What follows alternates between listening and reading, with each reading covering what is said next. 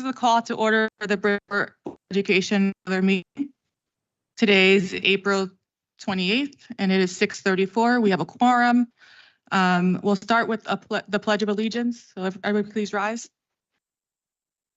I pledge allegiance to the flag of the United States of America and to the republic for which it stands, one nation, under God, indivisible, with liberty and justice for all. Thank you. I'll do the roll call, Mr. Benahan's. Can you pass me his sheet?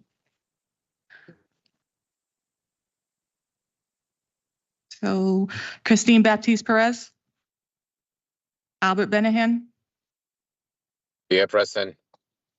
Akeisha Casimir, Here. Maritza Estremera Jimenez, Willie Medina. I'm here, Jennifer Perez, Joseph Zakalovic, Robert Traber, Andre Woodson. Present. Next, we're going to start with the student representatives. So if you want to come to the podium, you come on up. You can start, Christian. Yeah, you guys can come up as you want. And then click the button on the podium. The listening one. Okay, I hope I'm live. But hello, my name is Christian Bika, and I am the representative for Central High School. And some news I have so far is regarding the seniors.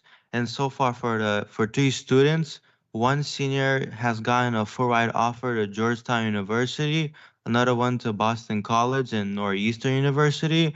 And we're doing this because we want to follow tradition for Central to send a lot of children to esteemed schools. And last year we've had some go to MIT and Yale, and with their scholarships, they have not paid a lot of tuition, and I find that very well. But for upcoming events on April 30th, we're having a Magnet Acceptance Day, and that's for our incoming freshmen to the program. And on last Friday, we also had a blood drive, and we had a lot of people donate. We're collecting over 31 pints of blood. We've also had 2 students honored at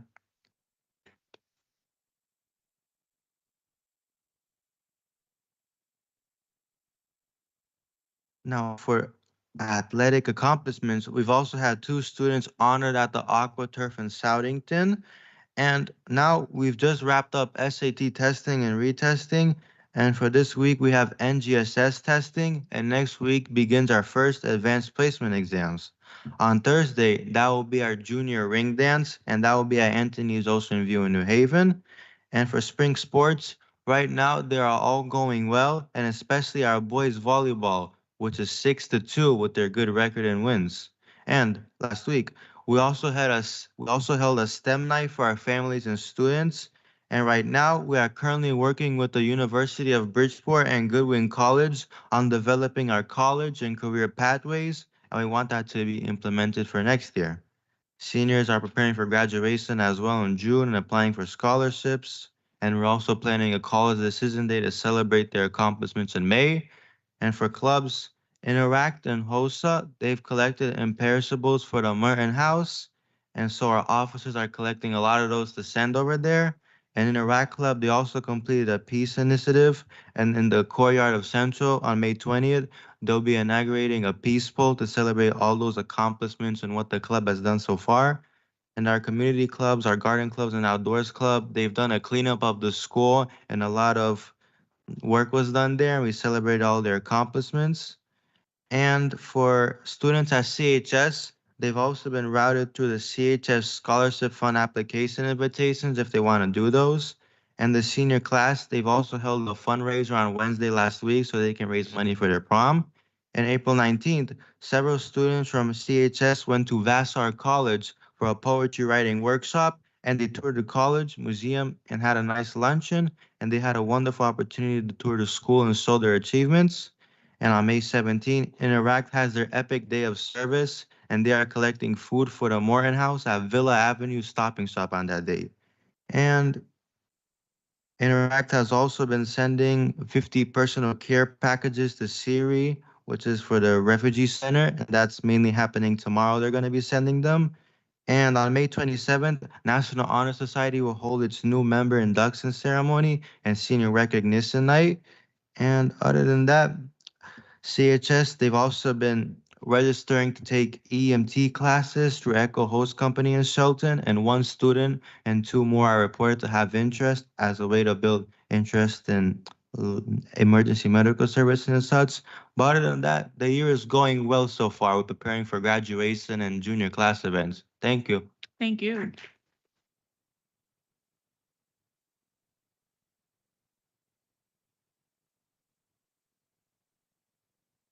Good afternoon, everyone. My name is Adian Lachman, and I'm here representing Harding High School.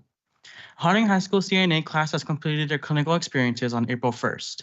They are now in preparation for their CT State CNA cognitive and practical exam taking place in West Haven throughout the course of April 30th to May 2nd. Harding Medical's juniors and seniors will also be visiting the University of Bridgeport on May 5th to visit their cadaver lab, indulging themselves in the human anatomy on cadavers. Student Council has also successfully hosted a class versus class event on April 4th, in which, surprisingly, this freshman class won. Seniors will be plotting retaliation on field day, May 30th. Students currently enrolled in AP courses are in preparation for their AP exams beginning next week. Harding High School's Medical Magnet and Law and Public Service Academy are also in preparation for their annual Health and Wellness Fair, along with their Law Fair, where students will be presenting projects based on their desired topics in those fields, and capstone students will also be presenting their projects as well. Last but not least, we have also reached a record number of student acceptances into the University of Connecticut this year. We do see a lot of students planning on committing there as well. Thank you. Thank you.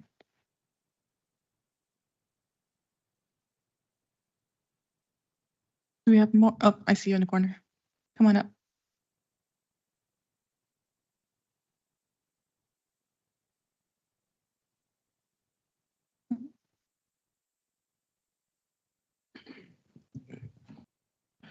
Good evening, everyone. My name is Tawab Agrenon, and I'm the student representative of biotech at Fairchild Wheeler campus. The Fairchild Wheeler campus had a very eventful Friday last week with the celebration of Earth Day. This was a student-led celebration that had staff and students playing games and learning about environment issues and supporting environmental protection. This week, on Thursday, April 30th, we will begin our NGSS testing. On that same day, Fairchild Wheeler will host a McDonald's night fundraiser. This fundraiser will be happening between 5 to 7 p.m. and 10% of the sales that happen between those hours will be donated to Fairchild Wheeler, so please come and support. And lastly, Fairchild Wheeler will be hosting their annual campus-wide prom at Anthony's Ocean View in New Haven on Thursday, May 1st. Thank you. Thank you.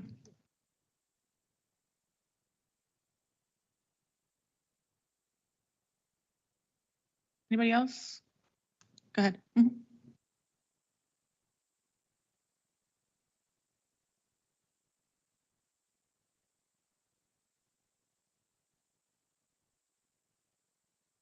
Oh, there's someone online. Okay.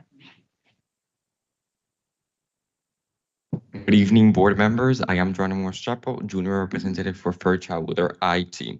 Last week, we employed a 2-day bootcamp on the NGSS testing platforms to get juniors familiarized with test questions and testing system for the exam on Wednesday, April 30th. Our students are currently selecting their courses for next year and will be able to schedule presentations for May 1st on the UConn classes that are offered throughout the whole campus. Teachers that teach a UConn course will introduce their potential students to the course outline and classroom dynamics. All students from IT will pick one of the pathways designed by IT, which were designed to culminate in students receiving multiple industry credentials or college credits. Our juniors and seniors are excited to have our annual prom celebration on Thursday, May 1st at Ocean View in New Haven. Lastly, we're proud to announce and congratulate 3 IT students Paris Booker, Kyla Nieves, and Marley Packard for being the state winners of the Aspirations in Computing Award presented by the National Center for Women in Information Technology. These are all of the insights from IT. Thank you.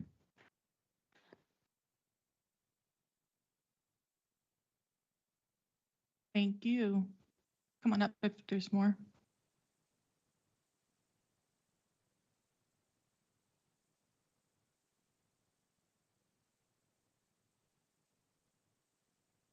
Good evening, members of the Board of Education.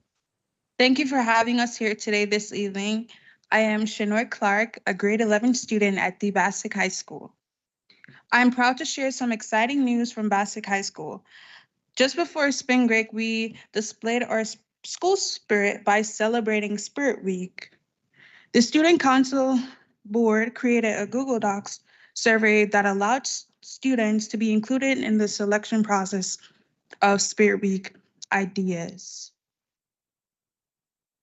Majority of the students, if not all, participated, therefore it was a success. Today, students of the TSTT, today's students, tomorrow's teachers visited the Sacred Heart University for a tour, which was also successful. Our student recently completed the PSAT and SAT exams, and we are thrilled to announce a 94% participation rate for the SAT. This is a huge achievement for our school, and we look forward to seeing some outstanding results. But we are thank you. But we are not stopping there. All grade 11 students are preparing for the NGSS sign assessments. Will take place on the second week of May. Apologies. Students who have taken AP courses are also preparing to take their respective AP exams on May 7th, 9th, 14th, 15th, and 16th. The building has much positive energy, and we're determined to finish the year strong. We also want to give a special shout out to our amazing PTSO who organized a big event to bring together our Bassick school community. Seeing Dr. Avery and his team in attendance was excellent, showing their support for Bassick.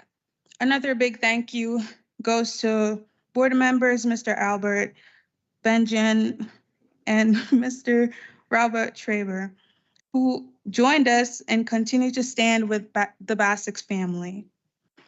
Your presence meant so much to us. Lastly, as students, we are excited to learn the move from the old Bassick to the new Bassick building, where the Lion Pride will be on full display. Thank you for believing in us and supporting our future with Lion Pride. Thank you. Thank you.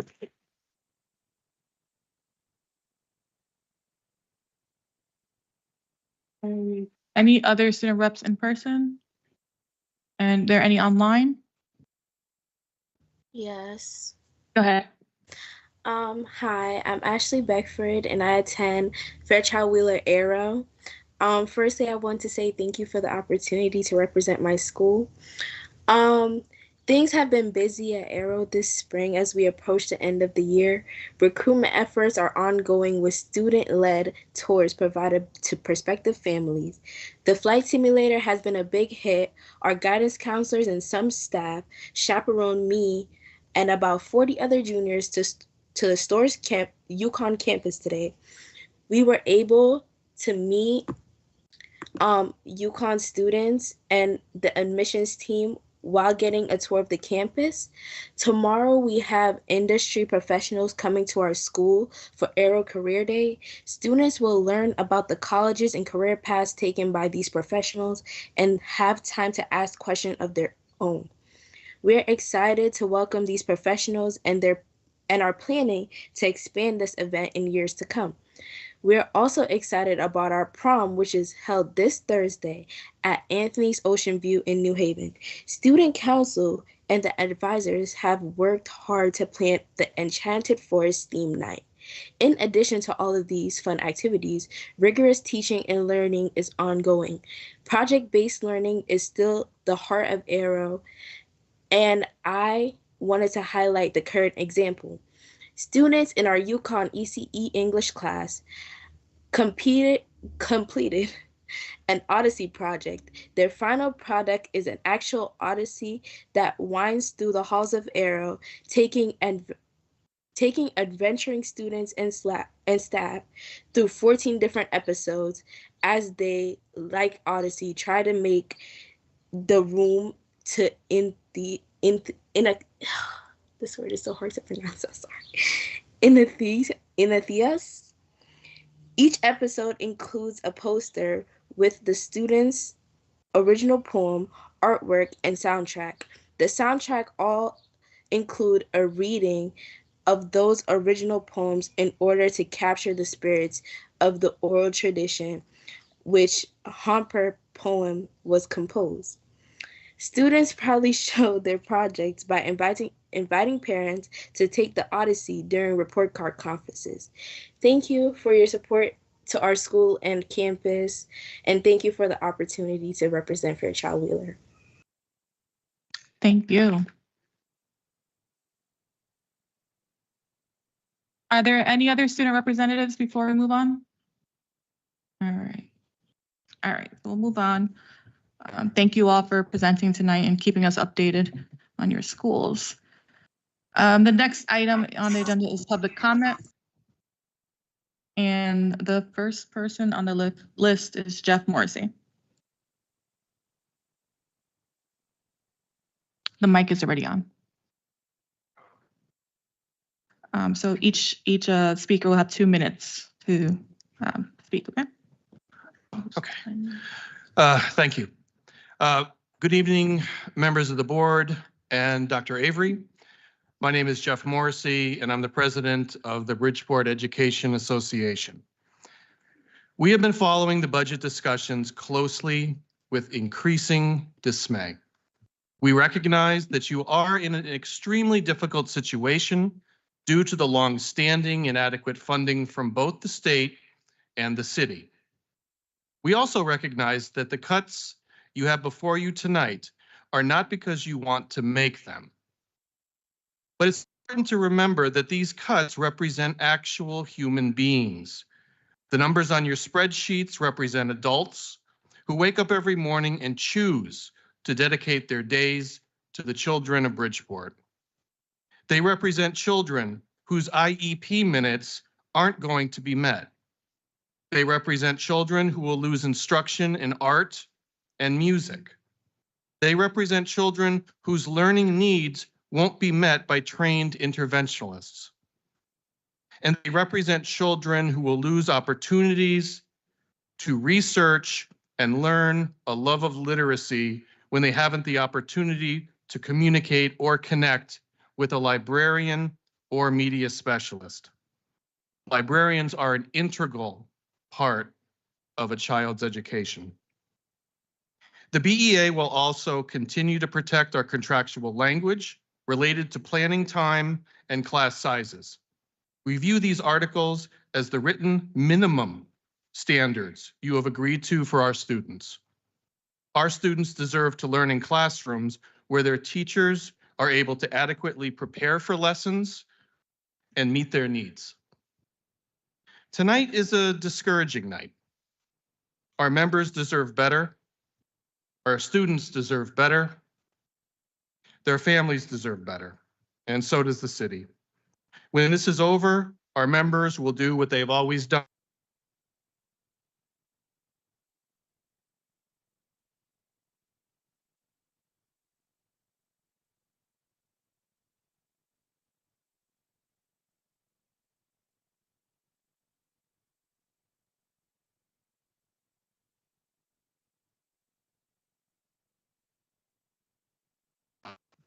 Thank you. Thank you.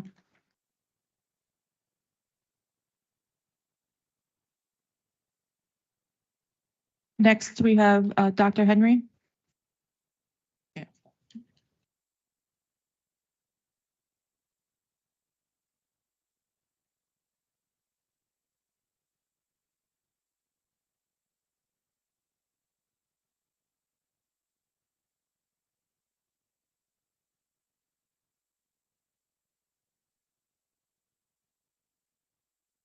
a matter that is not just about numbers, but about the future of our students and this community.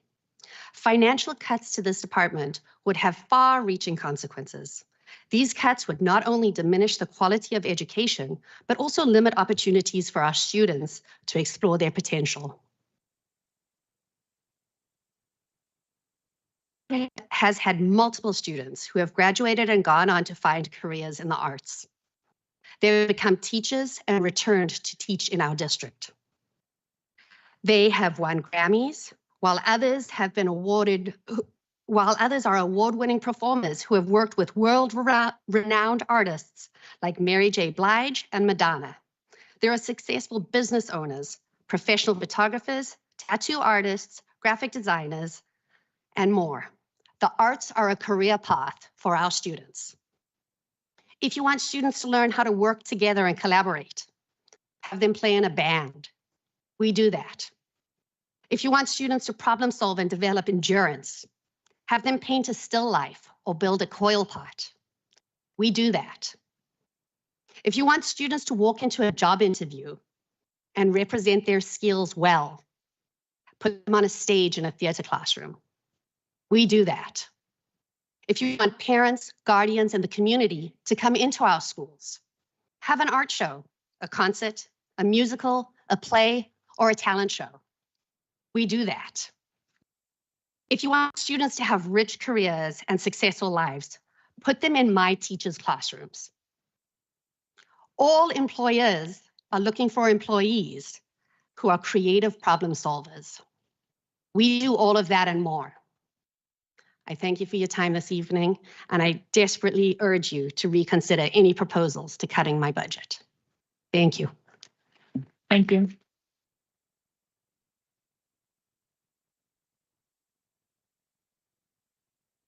Faith Harrison Villegas.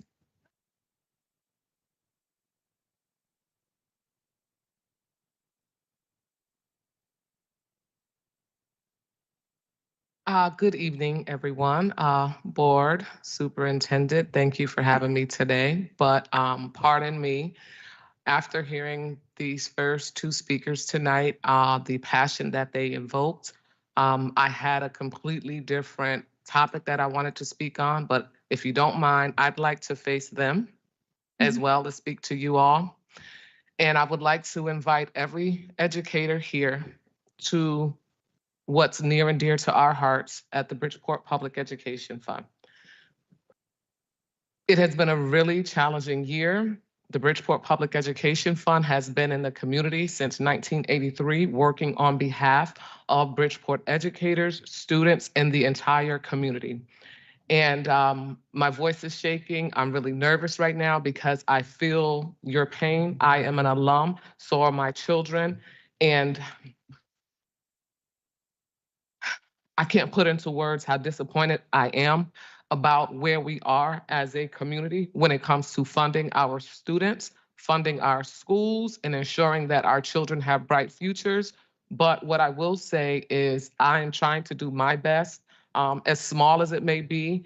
I feel really bad about asking everyone here to at least give us a moment on May 8th at the 31st Inspiration Awards where we can find, hopefully, some support, where we can find some camaraderie, but also we can find some restoration and bring back hope to our district, because that is the one thing, if we know nothing else, we know how to instill hope for the future. So again, I do apologize. I don't want to be tone deaf. I'm reading the room right now, and it's been a really, really challenging year, but the Bridgeport Public Education Fund since 1983 has been by your side.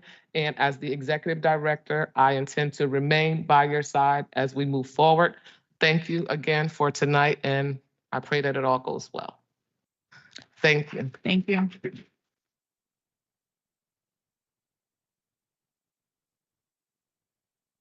Aaron Newcomb. Good evening. My name is Aaron Newcomb, and I'm a teacher at Central High School, and I'm concerned about the district's teacher attendance policy.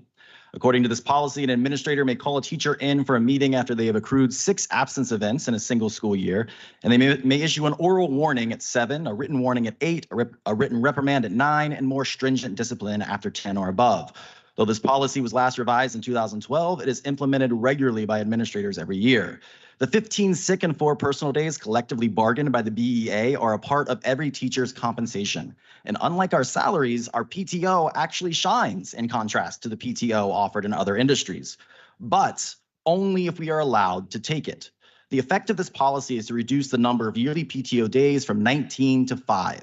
It suggests that it is unreasonable for anyone's life in any year for any reason to require more than 5 days away from work, which we know is ridiculous. We know that paid time off makes workers more effective, not less. People are more than cogs in the machine of their work, and teachers are more than just teachers. We're parents, we're friends, we're wives, husbands, partners, brothers, sisters, guardians, and our dedication to each one of those roles and the job we love does not have to be a zero-sum game. A teacher who spends a 37-year career in Bridgeport and perfectly fulfills this attendance expectation will have a sick bank when they retire of around 370 days and will be compensated for only 200 of them, leaving over 150 days worth of compensation on the table. I think I'm a good teacher, but according to this policy, I probably shouldn't be working in this district because in all but one of the last 7 school years, my attendance has called for more stringent discipline. Now, I have never been called in for an attendance meeting, but I know of several other good teachers who have, showing just how rife this policy is for unequal treatment and violation of the just cause that Section 1112 of our contract entitles us to. Unlike the budget, this problem is an easy fix, and so I would urge the board to consider revising this policy. Thank you very much. Thank you, Mr. Newcomb. Next, we have Giovanna Ramos.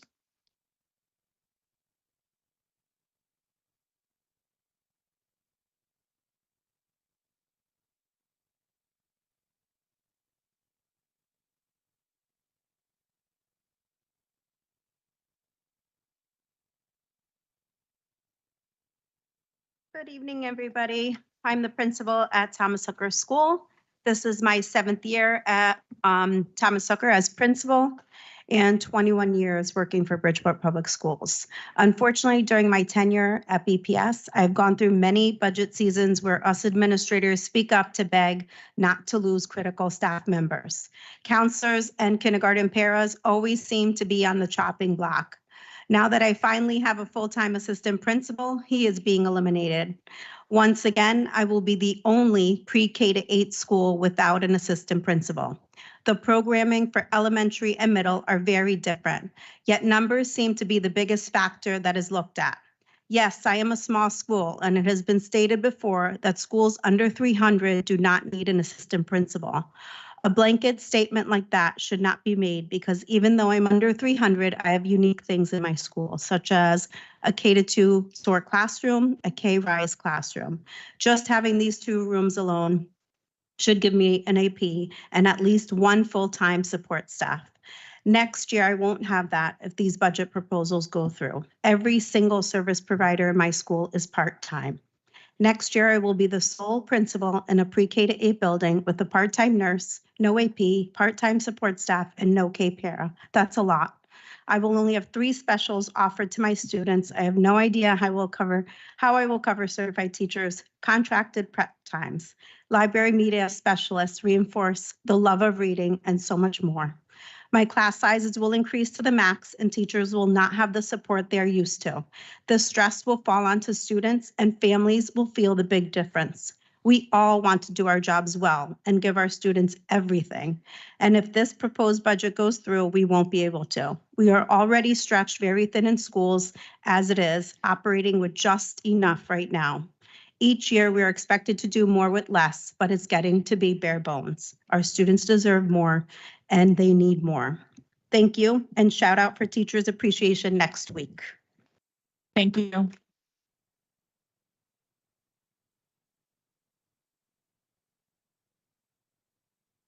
Jennifer Gilbert.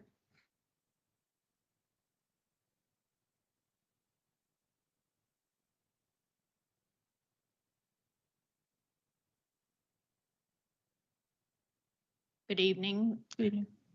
My name is Jennifer Gilbert, and I'm a special education teacher over at BLC. It doesn't seem like anybody knows what our kids come to school with. So I've made my visuals because as a special ed teacher, that's what we do, visuals. Kids come to school with health issues, abandonment, school instability, safety concerns, anxiety, depression, family instability, ICE enforcement. They also come from neighborhoods that are violent, lack of food, trauma, incarcerated parent or caregiver, immigration, foster care, mental health untreated, mental health, lack of services, addiction, domestic violence, homelessness, sexual abuse, neglect, social media issues, lack of basic needs, and poverty. And I can tell you this right now, some of these children in my school are the kids on these posters. And we need to stop and we need to think. The Bridgeport schools are our kids' safety nets, where they come to school to learn, to be loved, to be successful. And if we keep making all these cuts, what's going to happen to our kids? We close school buildings, we get rid of teachers, we make class sizes bigger. It's not helping the kids, it's hurting them. We need more for our kids. Thank you. Thank you.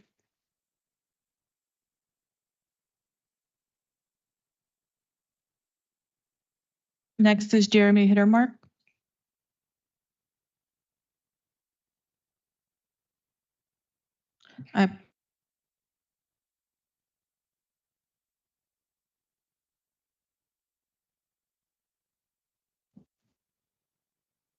Just waiting for my posse.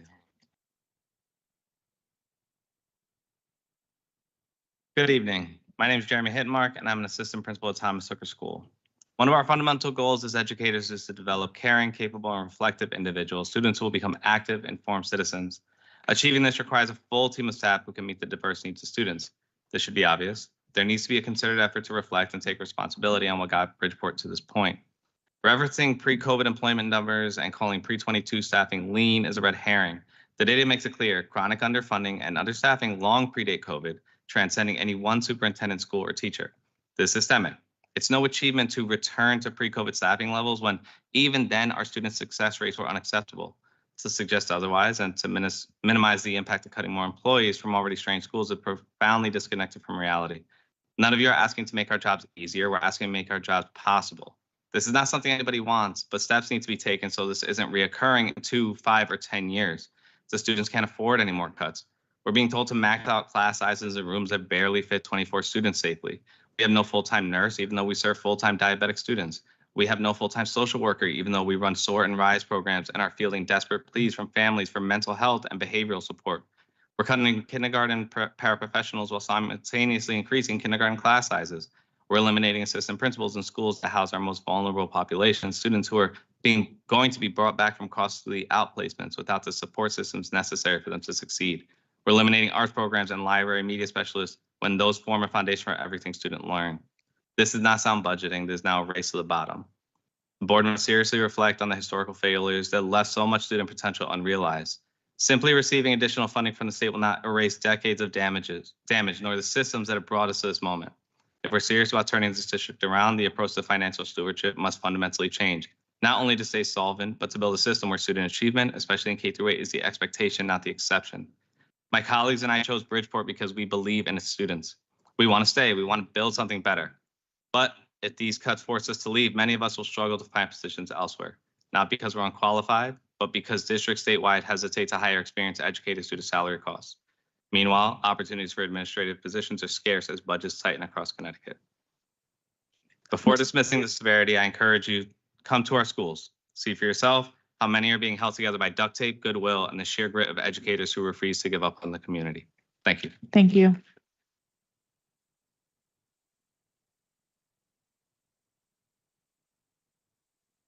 Next, we have Takayla Thomas, excuse me.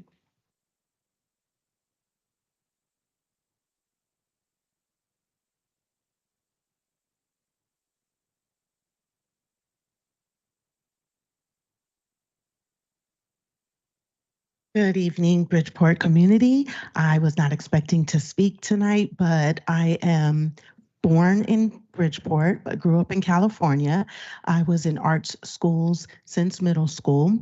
Before that, I was in the slowest reading group, slowest math group, repeated the 4th grade. Once I got into the arts, I found my footing, my confidence, my academic and physical gifts. I am a parent of a daughter and a nephew who also did performing arts in middle school. My nephew, before he auditioned for that public magnet performing arts school, watched his mother the night before being admitted into a 72-hour hold for schizophrenia. Any other child witnessing their mother going through that would have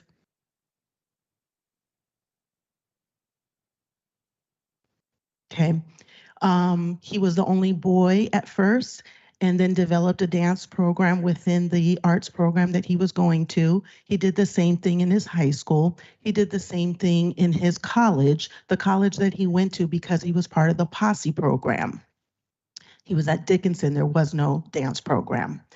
He is in a government position in San Francisco, helping the homeless, 6-figure inaugural government program. This is a dance kid, not an academic kid, right? So we build leaders as well as academics in the arts. So I could go on and on. And so now, of course, I'm an educator since 2001 in the arts, dance, and health. I'm at Luis Munoz Marin. I could show you video right now of my first graders rocking the house in a dance performance. And again, it's not just about the dancing, it's the leadership, it's the confidence, it's the body awareness, all these things. So I'm gonna just say that much and yield the floor. Thank you so much. Thank you.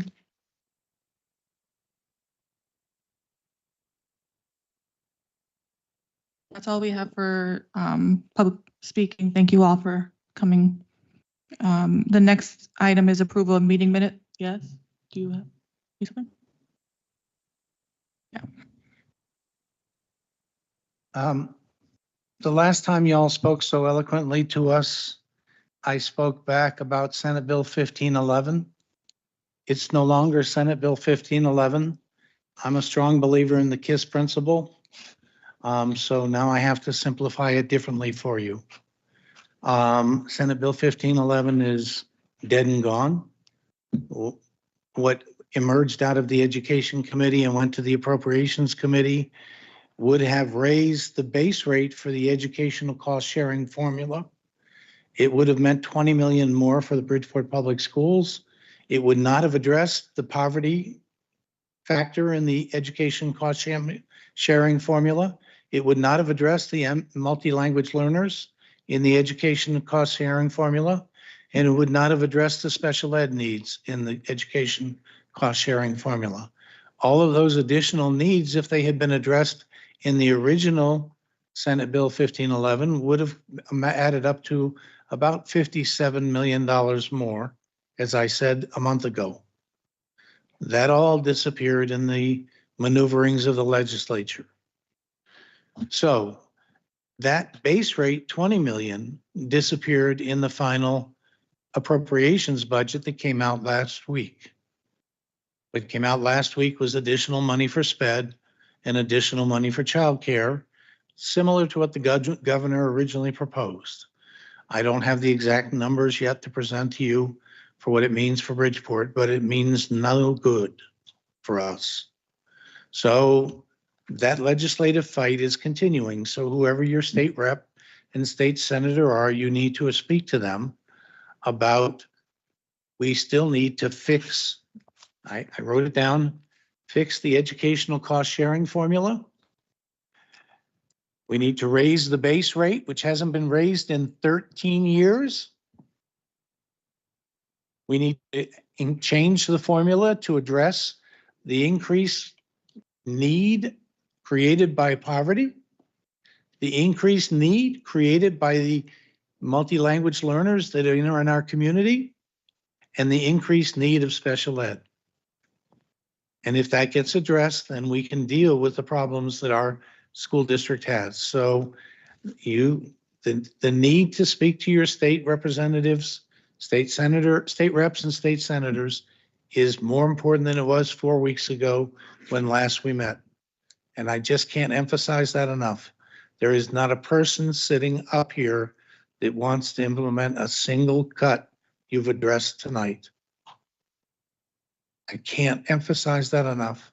Those of you that know me know I was a teacher. We don't want to see the cuts. We need to get them to fix this problem. The education cost sharing formula needs to be fixed. Thank you. Thank you, Um, Madam Chair. The next item on the agenda, approval of minutes. I'm sorry. The first one is the regular meeting from March 24th, 2025. Is there a motion? Moved by Mr. Benahan, second by Mr. Traber. Any debate on that? All right, all in favor, say aye. Aye. Any opposed? Any abstentions? The next one is the special meeting from March 31st, 2025. Is there a motion? Moved by Mr. Benahan, second by Mr. Medina. Any debate on that? All in favor, say aye. Any opposed? Any abstentions? That one passes. The next one is special meeting from April 7th, 2025. Moved by Mr. Benahan, second by anybody? By Mr. Traber. And any debate? All in favor, say aye. Any opposed? Any abstentions? Mr. Sokolovich is abstaining for April 7th. The next item is the chairperson's report. I'm going to give a quick update on the status of the board trainings. Should I have it here? We've completed 4 of the mandated trainings from the state, hosted by Cabe, who's been training us.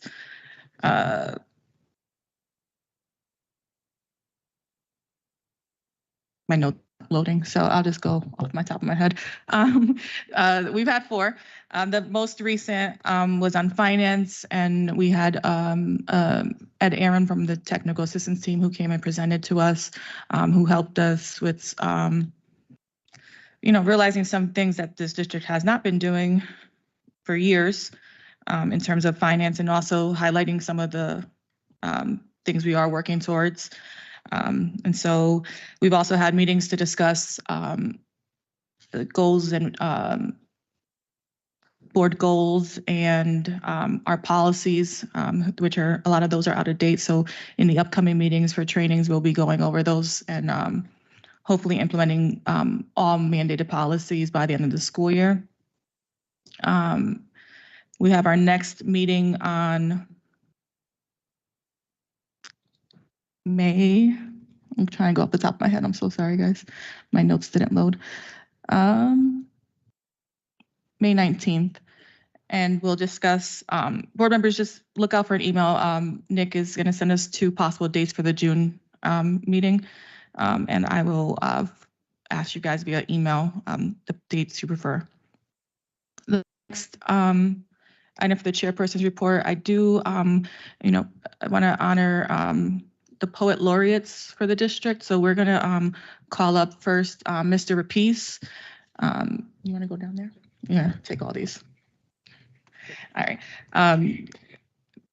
First, we as a board, we want to honor Mr. Rapice for just the work he's done with not only the poet laureates, but middle school debate, Boards on Wheels. He's really been he's invited us to most of the events, all events, and we really enjoy our times there. And so, and we just wanted to first give you a certificate and honor you and thank you for the work you're doing. And then we'll call, if you want to stay there, we're going to hand out certificates with Dr. Raby. The first person we're going to call is the 2024-2025 Student Poet Laureate, Senevine Wilson.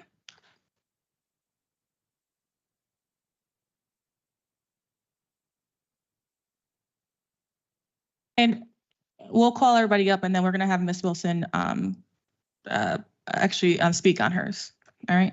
The honorable mentions, we have Heidi Abraham. We have Myra Dos Santos, Aaliyah Dozier, Isabella Gallo Gomez, Yesenia Trinidad, and Isabella Quinones.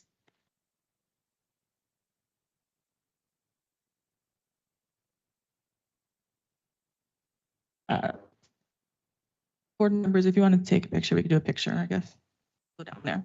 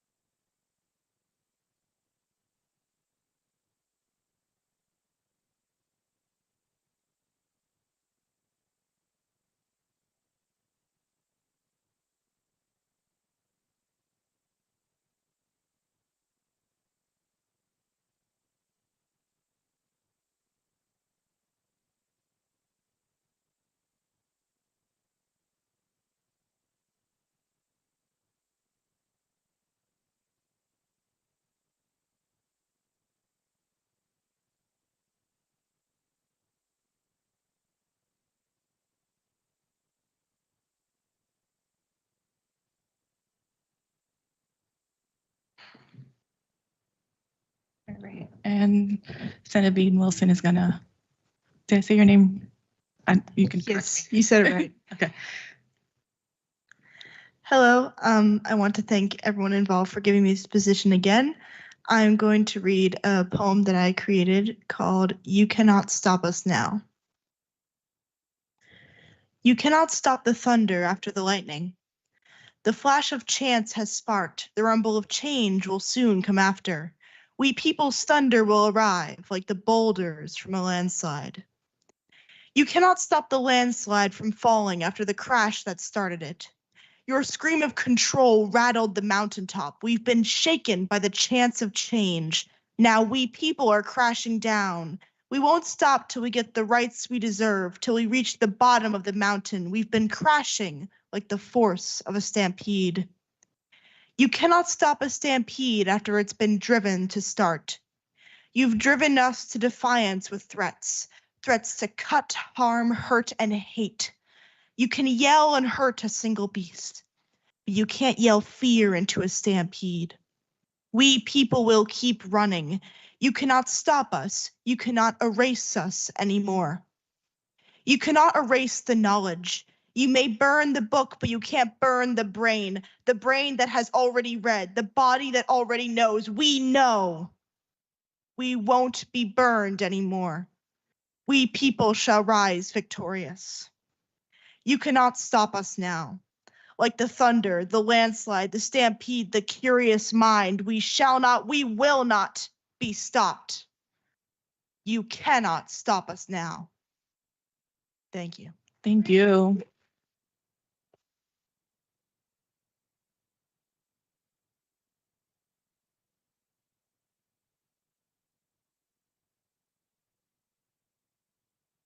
Thank you. And thank you, Mr. Rapice. Do you want to say anything?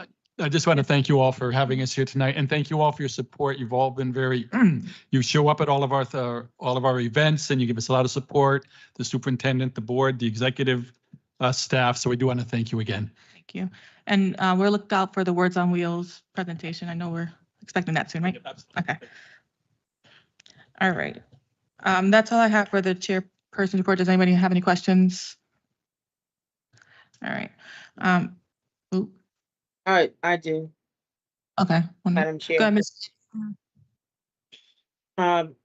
My question to you is, has the commissioner actually come to meet with you or Dr. Avery face to face?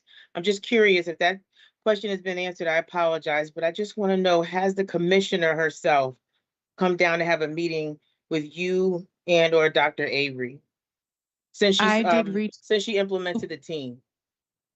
I reached out to her along with our city attorney to schedule a meeting. I have not heard back, but Dr. Avery has, so he can speak to that. I'm ready. Thank you for that question. We just got notified that the commissioner will be coming to the district for the first time on Wednesday to meet with the executive, myself and the executive cabinet to talk about a progress report for her based on when she first initiated the technical assistance team coming into the district. So this is the first time that myself and my team had the ability to talk with her face to face.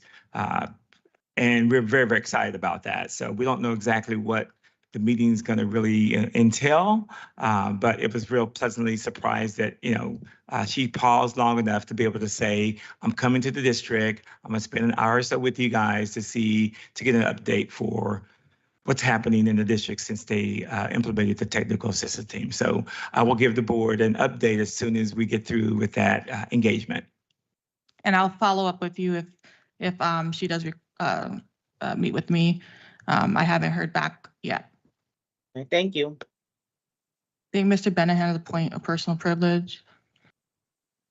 Thank you, Madam Chair, and good evening, everyone.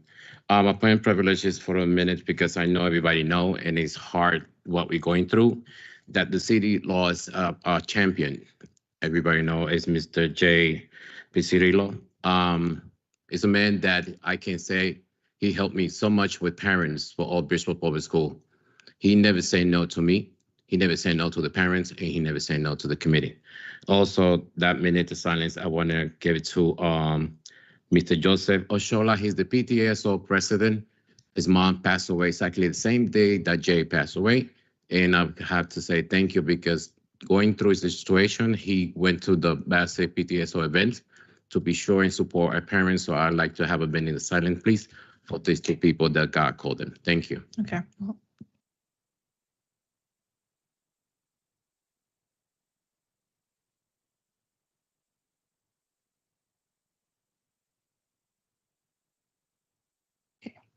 Thank you.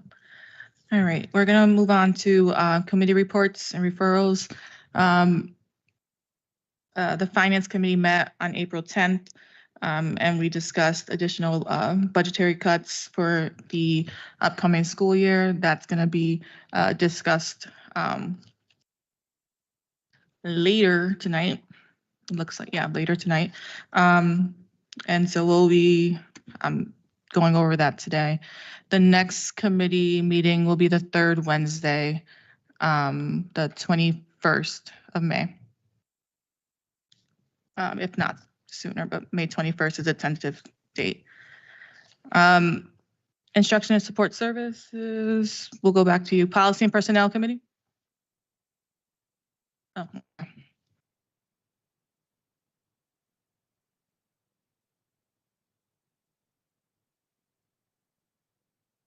ISS met last week. We had an excellent meeting, albeit a little long, about we addressed the issue that is on the agenda tonight of the new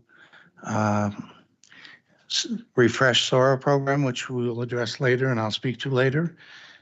We had spoken previously about the suspension rate among SPED students.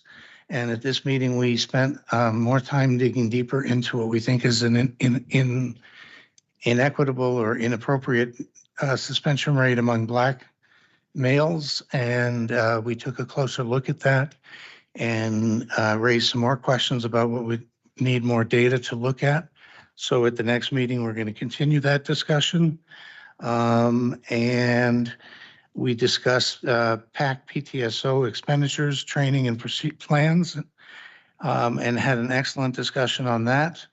And so what we're talking about doing at the next meeting is establishing some procedures so that we finish the year in a position that when we start the next year, everybody's going to be on the same wavelength and hopefully everything starts off the year smoothly and PAC and PTSO gets off to the right start and everybody's understands how things are supposed to operate and we don't have any problems next year with each individual school knowing how much money it has and how to spend it and how to follow it. And we do the training we need to do to make sure anybody new is moving in the right direction. I want to thank Dr. Faga for both of those discussions. She was an excellent help. And then we had a great discussion with the academic administrators and Dr. Planis about the most recent progress reports and what they're showing us. So our next meeting will be the fourth Wednesday in May. I don't have the date off the top of my head. Thank you. Any referrals? Mr. Benahan? Yeah, I'd like to get a report if it's possible about the school suspension update for special education. I'm sorry, say that again, Mr. Benahan, please. To get a report, the update of our school suspension of the students, special education. Update the suspension report? Yes, Okay. thank you. Any other referrals? We're going to go to policy personnel. Thank you.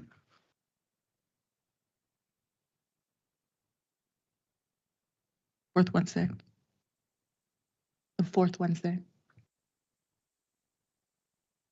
Sorry, go ahead. Thank you, Madam Chair. Policy and Personnel Committee met on April 9th. We tackled some of the policies that are right now on this agenda, which hopefully we're going to be running through them very smoothly. CABE came up with over 20 plus mandated by the state. We have tackled already 12, which include the 7 that we're going to be voting on this evening. We will be tackling another 16 of the complete 28 state mandates that we want to implement in our district that are state mandates. And then we'll be tackling another 20 plus recommendations that came through the Dr. Avery and the superintendent and his team in our next meeting. So thank you for his team for everything that's done so far and your commitment, to this process. And I look forward to meeting with you shortly before we can plan our next meeting. Our next meeting will be May 14th at 5:30, and I'll take any recommendations or referrals. Hearing none? Miss Estramera Jimenez. I just wanted to bring up the referral about the contracts, if we can add it to that meeting, from a few meetings ago. Thank you. All right. Thank you, Madam Chair. Facilities Committee met on April 1st. We discussed more on the facilities master plan. We'll have more updates on that next week. We also had an update on the decommissioning of BASIC and kind of looked at the timeline a bit for the opening of the new school. We also had a monthly operational update on vandalism, and Mr. Garcia is going to each month focus on a different operational. He's going to focus something different each month to update us on. The next meeting is next week. The 7th is the tentative date. Any referrals to this committee? All right, moving on. The CABE report. Is there anything from the newsletter?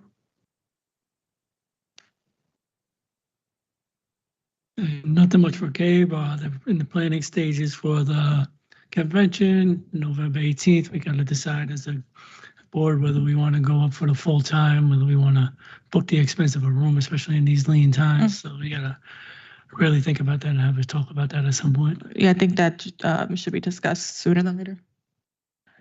Maybe by the next meeting, we should try to figure that out. All right. Moving on, we have the superintendent's report. Oh, Mr. Chair, do you have something for the committee?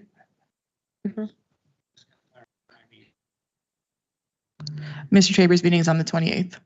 All right. Good evening, everyone. For my superintendent's report, I would like to, I wanted to begin by acknowledging the concerns raised tonight during public comment and throughout the community. I've heard a lot of conversation. A lot of people have reached out to me regarding the financial state that this district is in at the moment. I just want to let everyone know I hear you. I agree.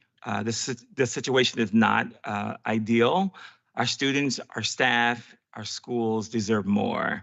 And I think that's very, very important for this community to understand that we are in a very, very difficult state. We are trying to collectively together, united, trying to make sure that we can resolve some of these as quickly as possible. And so the rest of my report is going to be very brief. I will be providing a full comprehensive update of my 6-month plan that I presented back in December at the next meeting. Just to talk about a few upcoming events. We have a city council budget hearing May 1st. That's on Thursday at 6 p.m. Please make every effort to attend the City Council budget meeting hearing this Thursday at the City Hall chambers. The mayor's proposed budget includes an additional $3 million for education. While we are grateful, it is not enough. As Bridgeport stakeholders and voters, your voices are powerful. Advocacy does matter, and our students are counting on us to advocate for those additional dollars. In addition to that, on May 1st at 6:30 at Central High School, there will be a middle school cheerleading showcase. Our middle school students will participate in a district-wide cheerleading showcase while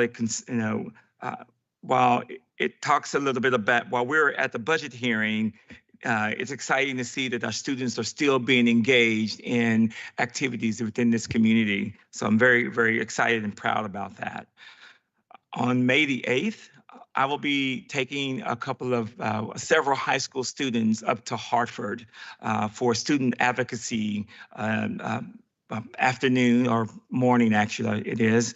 We're going to be joining 5 other urban school districts and their superintendents and their mayors to talk and have the students advocate for additional funding for the 5 largest suburban school districts, urban school districts in Connecticut.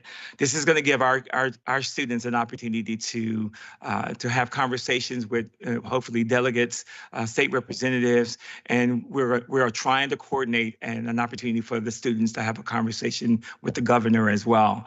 There's going to be a press conference that morning, and the students are going to be, a few of them will be able to participate in that press conference. So we're very, very excited to engage them in this advocacy process as well. In addition to that, we are going to be we are continuing our public forum opportunities to communities within Bridgeport. May 9th, we will be at Trumbull Gardens Housing to talk with the Trumbull Garden community about the needs that they have with the Bridgeport Public Schools. Giving them some time to kind of come out and engage myself and my team about the needs within Trumbull Gardens and the schools that their children attend. In addition to that, on May 29th, we're going to have a district talent show. That's, again, an opportunity for all the talented students across this district to kind of come out that night to present, their talents to hopefully an auditorium full of people to encourage them to keep doing what they do and showcasing their talents. And that concludes my superintendent's report. Any questions for Dr. Avery? Miss Eshtamara Jimenez. Dr. Avery, can you tell us, we've one-on-one, we've chatted about a priority list. Should we get additional funding from all the advocacy work? Can you tell us if you have a list of different priorities we will be taking on and having to make very hard decisions this evening? But what if we get additional money? What will be what we start voting back? What will get restored first? Yeah, I have talked. Hold on, okay. I've talked to several board members about, having that discussion tonight. I think I'm going to refer that question over to Mr. Sokolovic. We had extensive conversation, and then we'll have an opportunity this evening to kind of go through a little bit more of that, depending on which things the board decide to consider. And then we'll have an opportunity to go. So, Mr. Sokolovic? Yes, thank you, Dr. Avery. Yeah, how it's worked in the past is we rank what we want back first. So this way, if the superintendent finds himself with an extra $2 million, he can see, I got my list already, that this item 1 is preferred, item 1 got $1 million, item 2 got $500,000 and $500,000, and he exhausted $2 million as found. He doesn't have to come back to it. So we vote, as we cut, we vote. Speak into your mic. As we cut, we vote what comes back to in the same night. Last time we had to do this was like 2018. Thank you. Mr. Benahan? Thank you, Madam Chair. Dr. Avery, I would like to, because when I watch our website, I know we talk about that months back, but sometimes our website needs a little more update, because I know from last year, I'm talking about, last year, a lot of things had to be updated. A lot of things had to be removed too, so it's still in the website. I would like to, because a lot of parents ask, website, why we still have this, why we don't have this. I know it's working, because I know it's not easy, but I know we talking this from last year, so can you please? No, you're closing. You were on, hold on. Don't touch it, don't touch it. Okay. Don't touch it. There you go. All right. He asked a question about our website because parents are coming to him about information not being on the website. I kind of want the community to know that we have a brand new website getting ready to be revealed. But what's happening right now, we're transitioning content from the current website that's up now. We're trying to move and relocate that information to the new website. We are updating photos and things like that. It was supposed to go up live January, February, but I've delayed it because there's still a lot of content that has not been updated. So I haven't gotten with the team to relaunch a new date to unveil that website, but the things that you're talking about will probably be updated as we move over to the new one. But if there's additional information that is needed, I would say to have parents that contact you to contact my office, and then we will give them some updated information in the interim. So if you don't mind doing that, I would appreciate that. We got a lot of different things happening, so we're trying to navigate behind the scenes.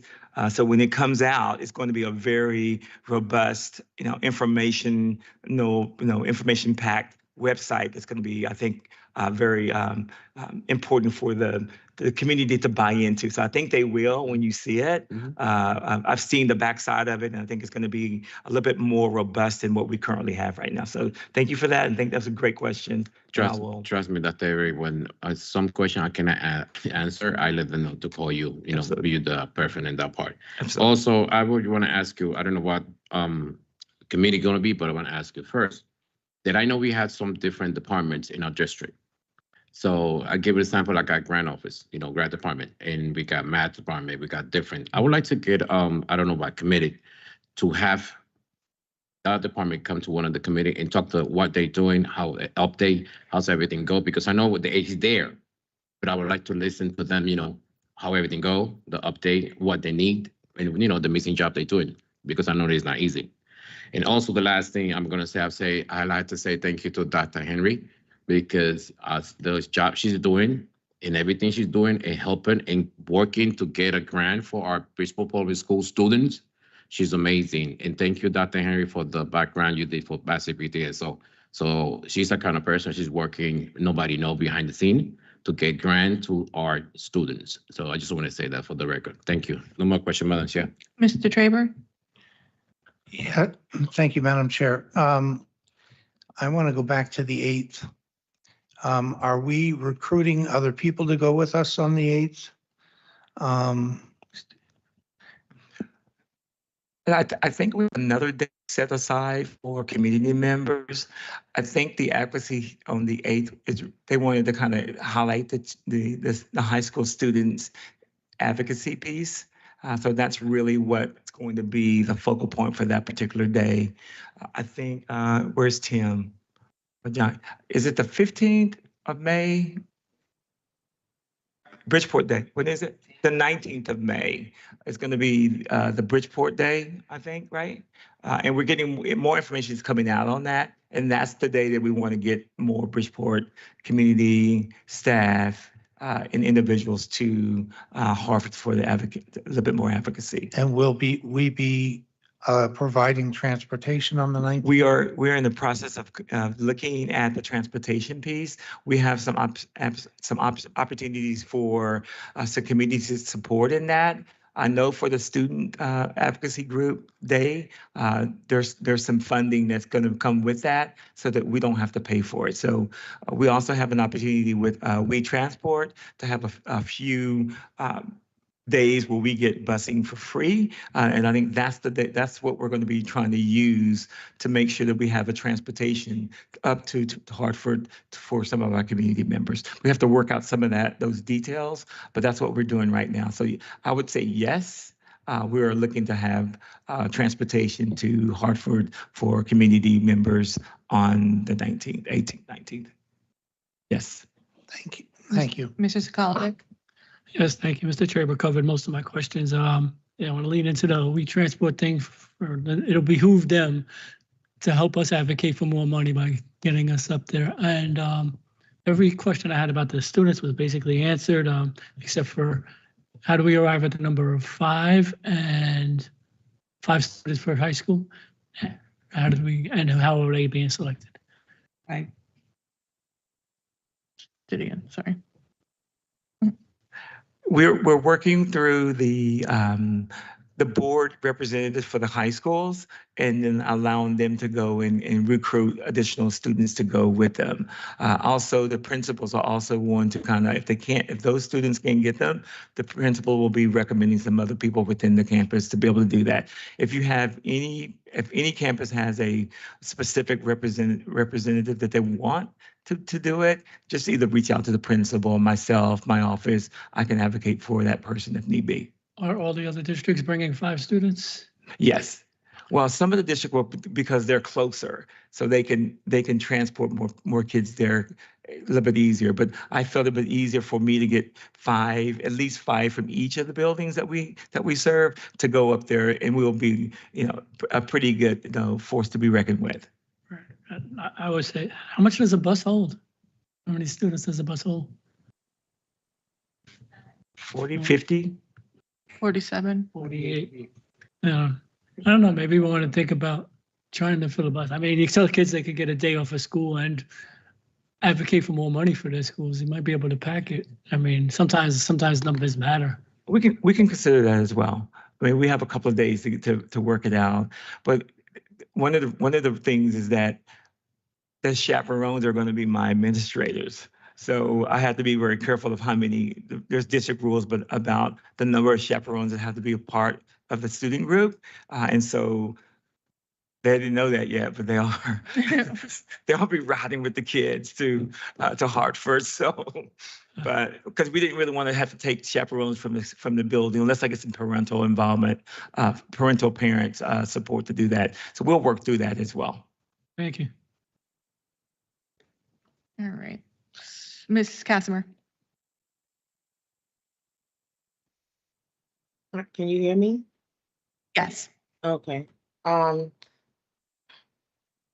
Avery, the day that you bring the students up there, I would love to just have people from your staff, make a grave effort to reach out to those parents. Because of the fact that you guys are going to be the chaperone. If there's an opportunity for more kids to come, I agree.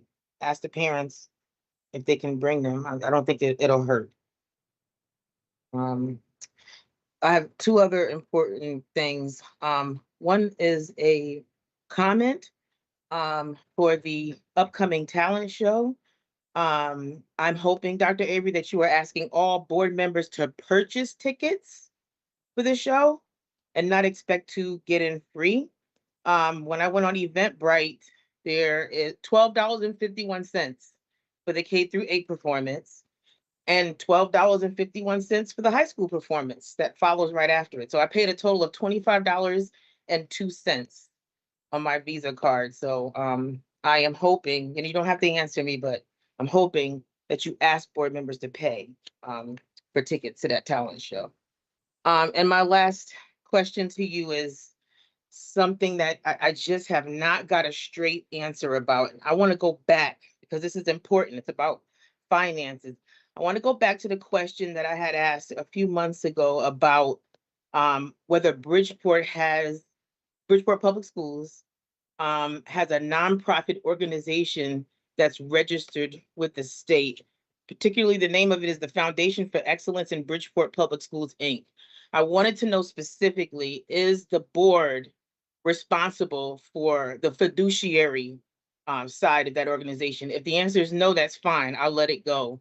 But I really, really do not remember a straight answer about that. And if you have one for me yet.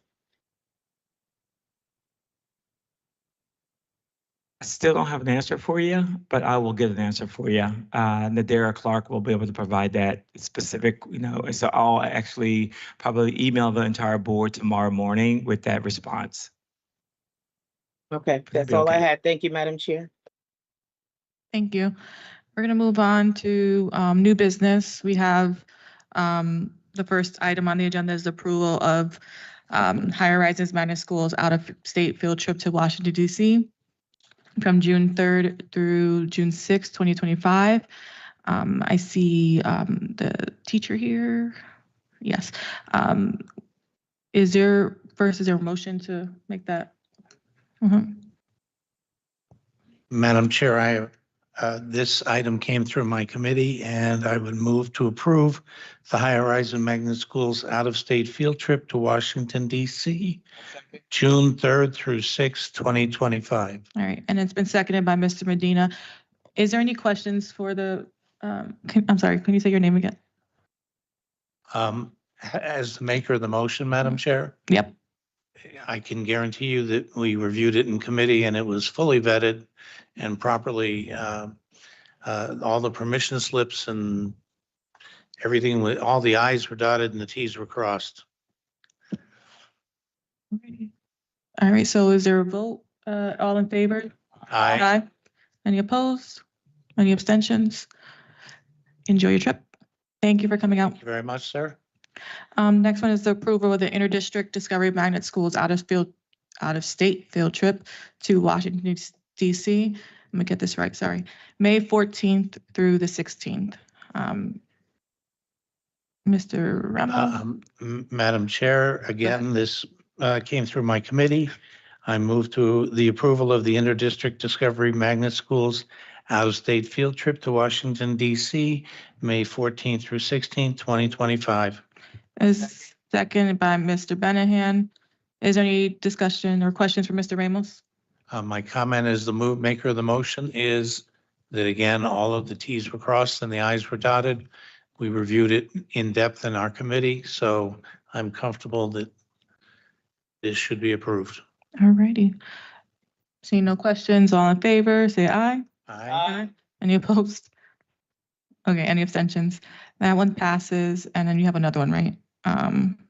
Approval of the Interdistrict Discovery Magnet Schools overnight field trip to outdoor classroom at Lakeside, Connecticut, May 14th through the 16th. And again, Madam Chair, this too went through my committee, and I make the motion to approve the Interdistrict Discovery Magnet Schools overnight field trip to the outdoor classroom in Lakeside, Connecticut, May 14th through 16th, 2025. So moved by Mr. Traber, seconded by Mr. Benahan.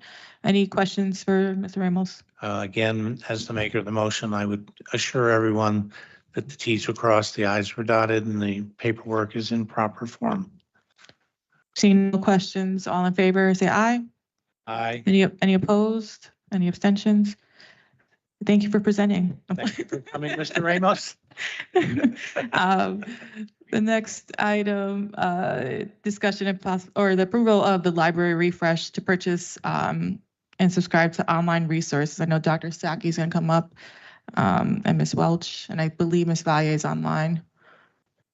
Yes, I see her online. And this is the refresh is a grant funded program. It's going to be using grant money, and the 3 items per purchase were Bookalicious, Britannica. There's Bookalicious and Britannica, and you have another one?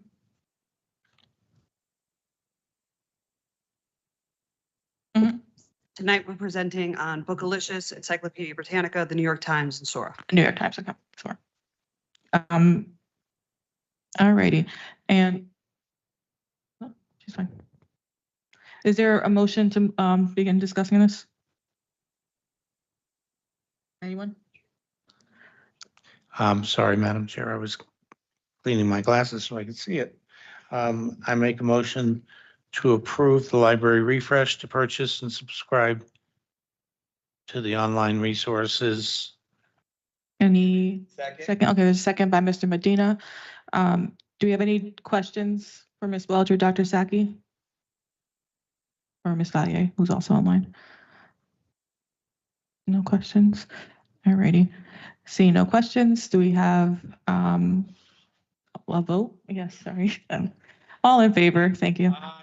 Any opposed? Any abstentions? Thank you for presenting as well. All right, the next, the libraries is up again. The approval of authorizing the filing of FCC Form 471 Schools and Libraries Universal. This is I know, I'll let you explain it. I was gonna try.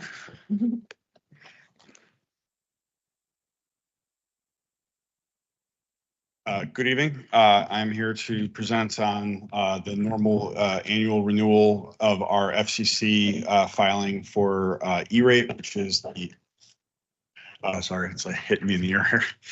And so therefore, this is the program that basically pays the lion's share of our internet services and also for our equipment that provides that. And so this is a follow-up to the last approval that was given where I presented on E-rate. This is required for the purpose to close it out for this fiscal year. So as always, every year, if I could ask either the board chair or one of the board members to read into the record the provided statement. And if you need it, I also have a copy of it right here. Madam Chair. Read it into the record. Yep. I just have one question. Yeah, sure. Before I read it, the document before us says Bridgeport School District. Should it say Bridgeport Public School District? Believe it or not, our official legal name for that purpose is actually this. Okay, so I should read it as it's written. Yes, please. Yes. Okay, I Yep. just wanted to know Thank whether I should amend it before I read it. Thank you. I will not. I move to approve the resolution. As stated, be it resolved that the governing board for Bridgeport School District 1 authorizes the filing of FCC Form 471 Schools and Libraries Universal Service Program services ordered for the fiscal year 7/1/2025 through 6/30/2026, and 2 authorizes payment of the applicant's share subject to the following conditions. Subsection 1, approval of funding of the discounted portion of the Schools and Libraries Division, as parentheses SLD, of the Universal Service Administration Company, parentheses USAC, and subsection 2, receipt of the services during the fiscal year 7/1/25 through 6/30/2026, period. And then the signature and printed name and dates and title section. All right, is there a second? Seconded by Mr. Benahan. All in favor, say aye. Any opposed? Aye. All right, that one goes through as well. And if I may, Madam Chair, at your earliest convenience, we just have to sign it like we do every year. So thank you.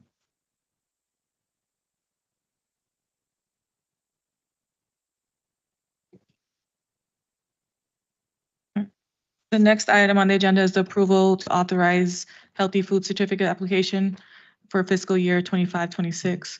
Mr. Steele, I don't think we have a copy of it. Do you have one? If you could give it to Mr. Traber, you can.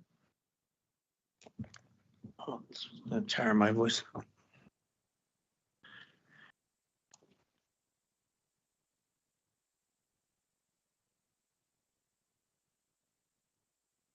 Oh, sorry, just click on the. You want me to read number one? Yes, well, if the board approves, you would have to vote, read into the minutes, vote one. And then we would have to read into minutes. The required motion on page 2, Yes, if I recall correctly. yes, we would have to, yes, the required motion for combined food and beverage. Okay, so I am going to make a motion.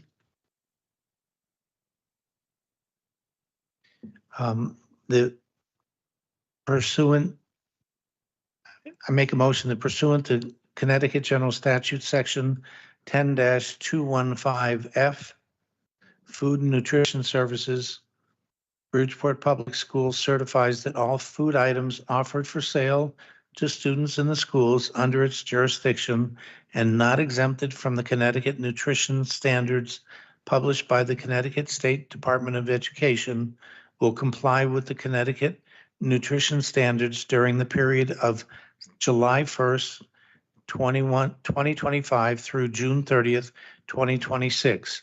This certification shall include all food offered for sale to students separately from reimbursable meals at all times and from all sources, including but not limited to the school stores, vending machines, school cafeterias, culinary programs, and any fundraising activities on school premises sponsored by the school or non-school organizations and groups. Thank you. Is there a second? I make this motion. Second by Mr. Sakalovic. All in favor, say aye. Aye. Any opposed? Any abstentions? That one passes. Go ahead for the second one. And my second motion, am I reading the entire thing, Mr. Keola, or just the required language motion? The required language motion. Okay, so I move that the Food and Nutrition Services, Bridgeport Public Schools will allow the sale to students of food items that do not meet. Did I read that correctly? Correct. Oh, I thought somebody went, I'm sorry, let me start over. I move that the Food and Nutrition Services, Bridgeport Public Schools will allow the sale to students of food items that do not meet the Connecticut nutrition standards and beverages not listed in section 10-221Q of the Connecticut General Statutes, provided that the following conditions are met. 1, the sale is in connection with an event occurring after the end of the regular school day or on the weekend. 2, the sale is at the location of the event. And 3, the food and beverage items are not sold from a vending machine or school store. An event is an occurrence that involves more than just a regularly scheduled practice, meeting, or extracurricular activity. For example, soccer games, school plays, and interscholastic debates are events, but soccer practices, play rehearsals, and debate team meetings are not. The regular school day is the period from midnight before to 30 minutes after the end of the official school day. Location means where the event is being held and must be the same place as the food and beverage sales. Can I get a second on that motion? Second by Mr. Benahan. All in favor, say Aye. Any opposed? Any abstentions? All right, that one passes. Thank you, Mr. Steele. Thank you very much. The next item on the agenda is approval of the workers' compensation settlement agreement. That's for executive session. If we go into, we are going to second session for this, but Ms. Yeomans is here, and we'll go with Dr. Avery. And is there a motion for executive session? Moved by Mr. Benahan. Is there a second? Second by Mr. Medina. Oh, we're gonna have council.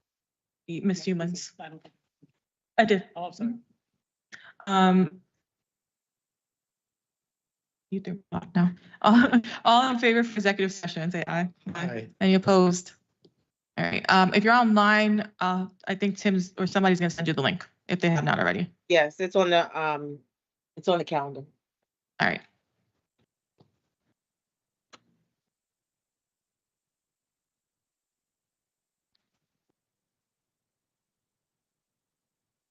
All right.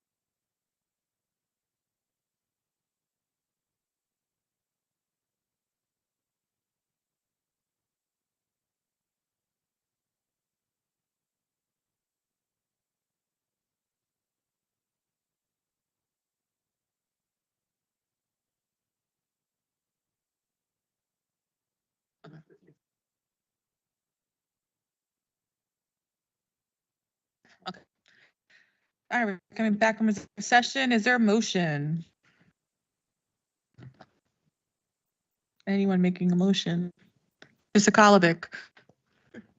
Motion to approve the settlement agreement as this, to authorize the attorney to enter into the settlement agreement for the workers' compensation case as discussed in executive session. I second.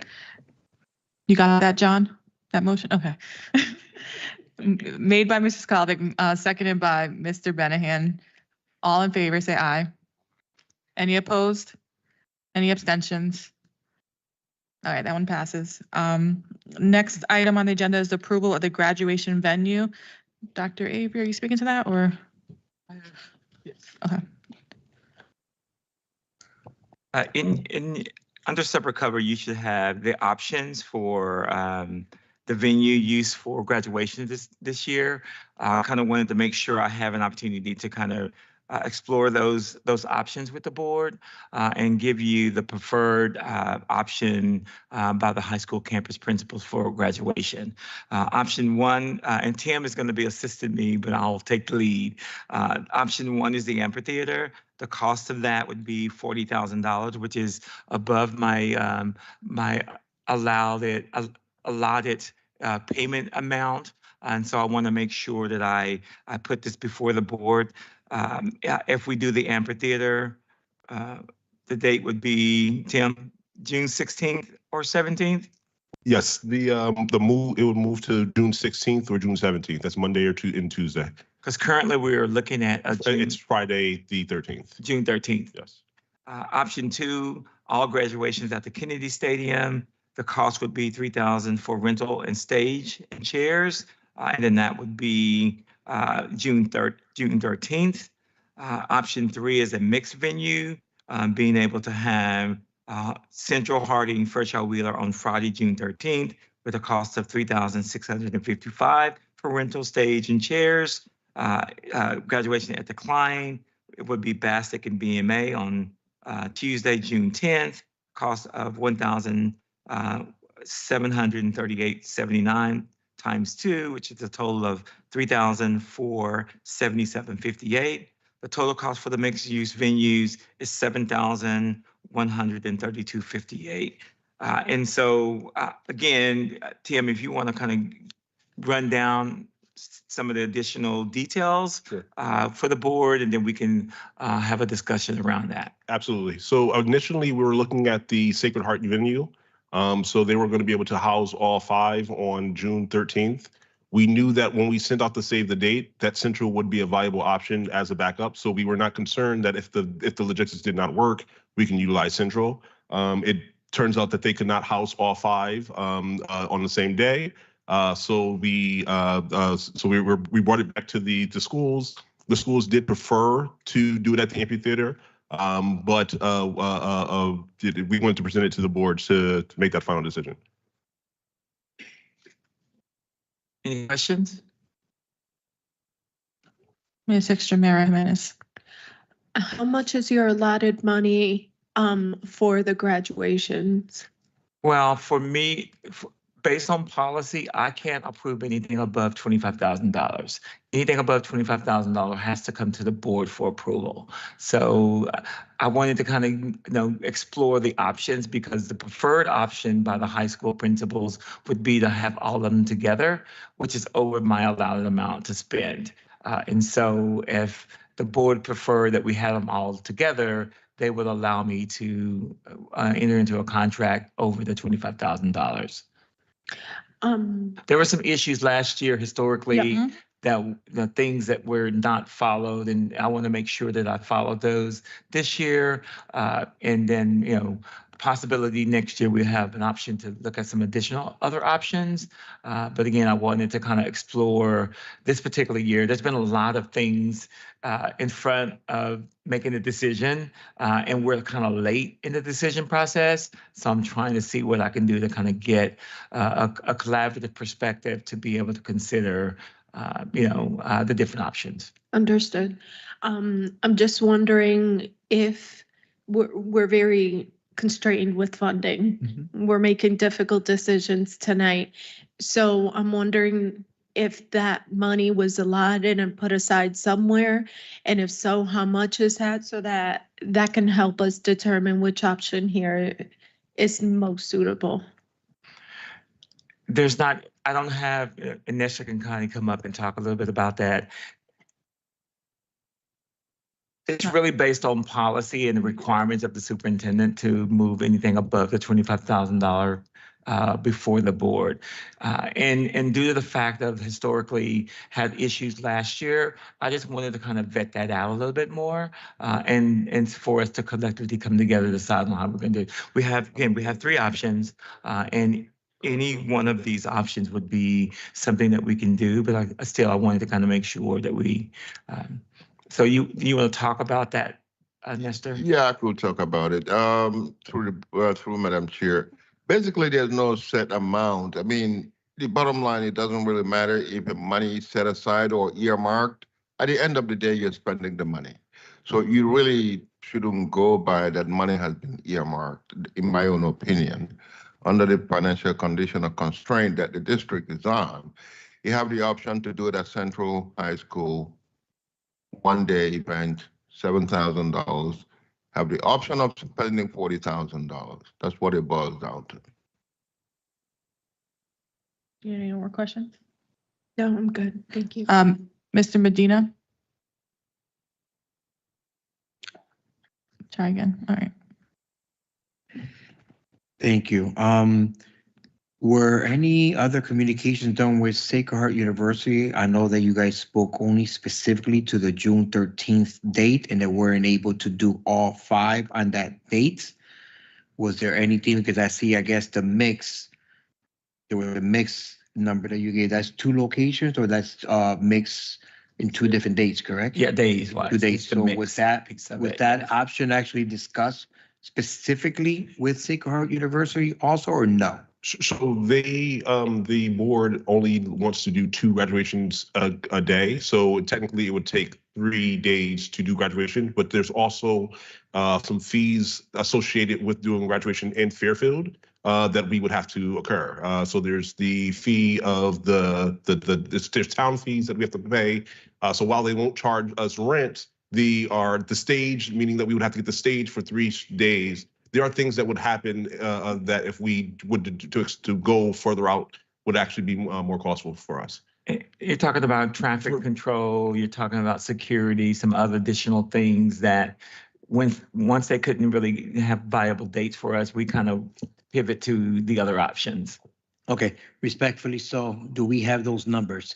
Because my options right now, what we're looking at is being presented to me or to the board, to us as the board, is 40K or 3K or the mix with the 7K. Sorry, 40,000 or 3,000 or 7,000.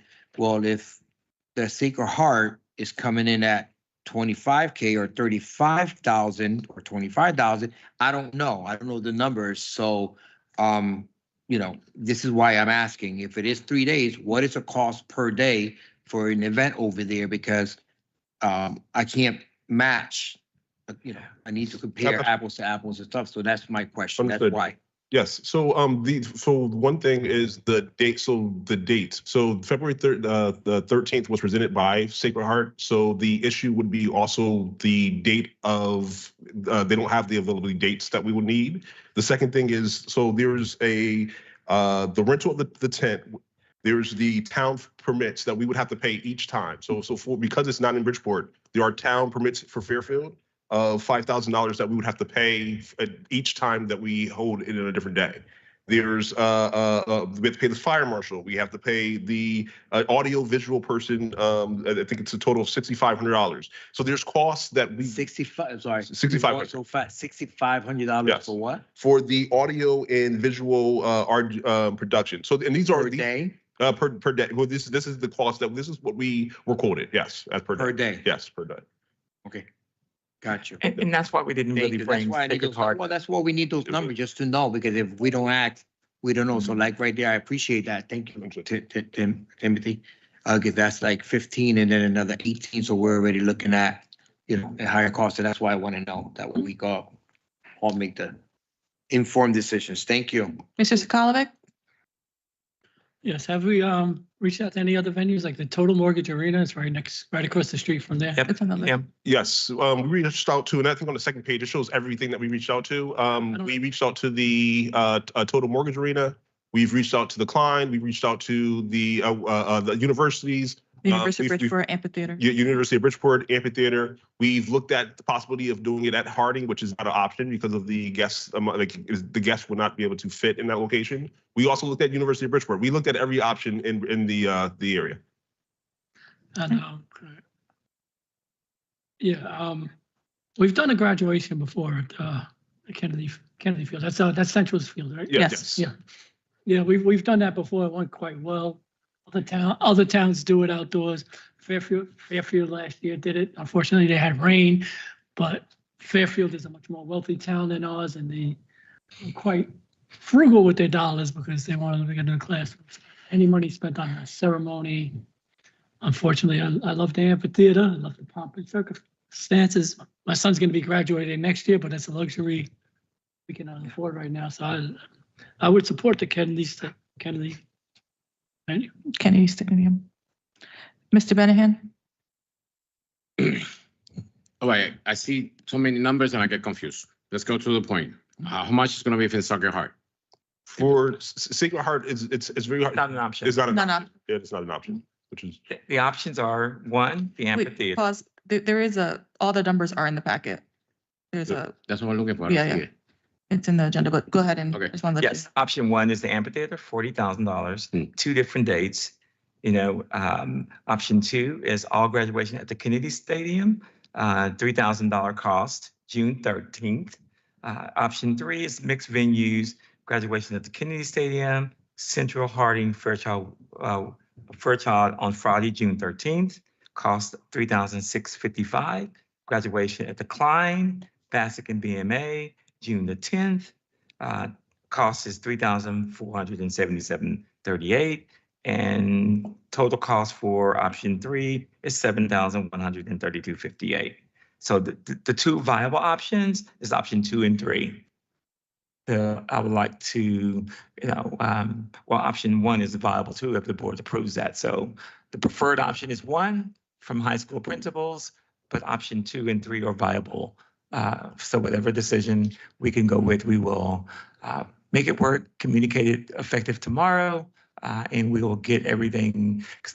Some of the parents are asking for dates because families are coming in for the celebration. So we need to get it out there. All right. My question is more logistical. I'm all for all graduations at Kennedy Stadium. It's a large stadium. It could fit hundreds or more, thousands. I don't know. My only question for that is logistically the parking situation and traffic. 5 graduations on one day at the amphitheater is messy. How's it going to be on Madison Avenue and even Park Ave and stuff like that? So we are working with Lieutenant Greg and the police to navigate that. So that's more of a question for him in regards to how he would navigate it. Okay. Yes. But they're already in talks Yes, about, yes, okay, yes. that's all I want to know, if there's a plan Yes. to exit that parking lot. We'll go back around, I guess, one more time. Ms. Estamera Jimenez. So for the Kennedy Stadium, it says 3655. Is that per day or? So that is the rental of the stage and the 400 chairs that would need for that graduation. That's what that cost would be. There's no cost to hold an event there for us. The cost would be just with what we would need to have an event there for the graduation.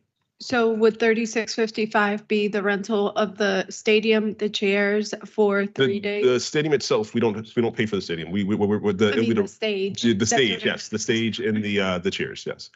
Okay, thank you. Mr. Medina. Thank you, Madam Chair. The Klein will be the one that you mentioned, Dr. Avery, that'll be kind of like hybrid, 2 days. And how many seats is the Klein? 1,400. 1,400. 1,400. Yes. So I know we've had a few graduations there in the past that I recall and everything. They've been great, successful, because I think the Klein, the Kennedy Stadium was always a good place too. I've had my graduation, but But then if it rains, then we're looking at pivoting also, but the client is indoors.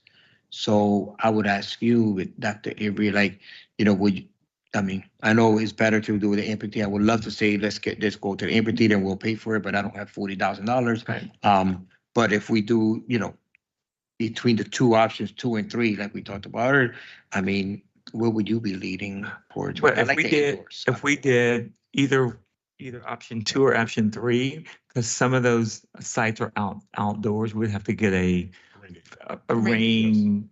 It's so divert. yeah, absolutely. And we so Even with the client? Yes. No. The client obviously indoors, but we actually have both have a client. The 17th is available at rain date would be so if we want to do at Central again outside and try it again, or if we wanted to do the Klein, which is also available on the 17th as of Central rain date.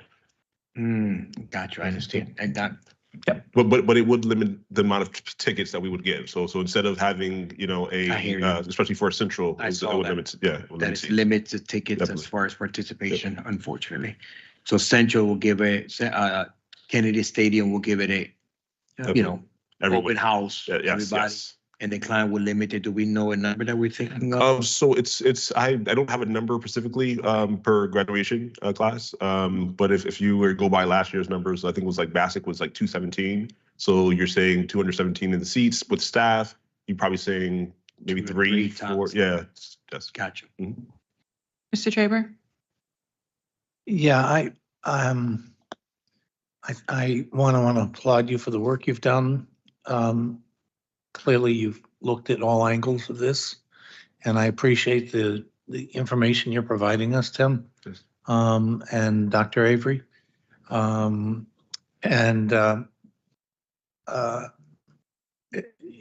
You've given us what we need to do to make a hard decision. I want to express just a side opinion here that I am appalled as somebody whose athletic league has been pushed out of Seaside Park for 3 years in a row to accommodate the owners of the amphitheater.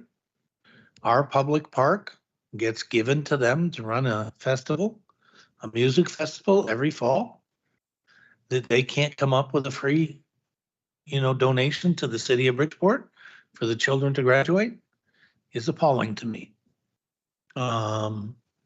You know, we literally, the first year they did the festival, we had to give up 2 weeks of Seaside Park for them to do the festival.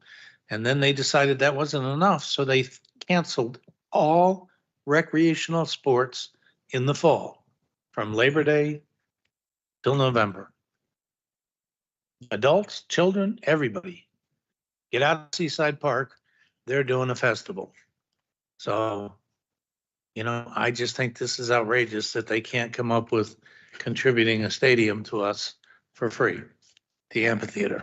So, having said that, I really do appreciate the hard work you've done to put into this. I think that Kennedy seems to be in my opinion, Kennedy seems to be the best choice for what we have to look at in terms of convenience and options. Anybody want to make a motion, or do we need a motion on this? Okay. Do we need, yeah, we need a motion. Yes. Mr. Sokolovic. I'd like to make a motion to utilize Kennedy Stadium at Central High School for graduation for 2025. Second by Mr. Traber. All in favor, say aye. Aye. Any opposed? Any abstentions? Medina abstains. Anybody else? All I right, we're gonna be- abstain. And Ms. Casimir. All right, so we'll be using Kennedy Stadium for graduation on June 13th. Thank you, Tim. And I guess Dr. Avery too. Thank you. That's perfect.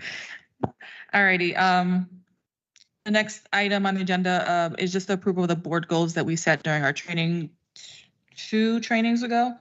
I believe it was the March 31st training. Those have been sent to you via email right after the training. We approved it with that, not at a board meeting. We kind of approved it together, so we just wanted to make a formal approval of it. Those board goals are gonna be used in the upcoming training to really flesh out the district goals that we want to work with Dr. Avery on. So we just need an approval on those goals. If anybody wants to make that motion. Moved by Mr. Traber. Second. Second by Mr. Benham. All in favor? Say aye. Any opposed? Any abstentions?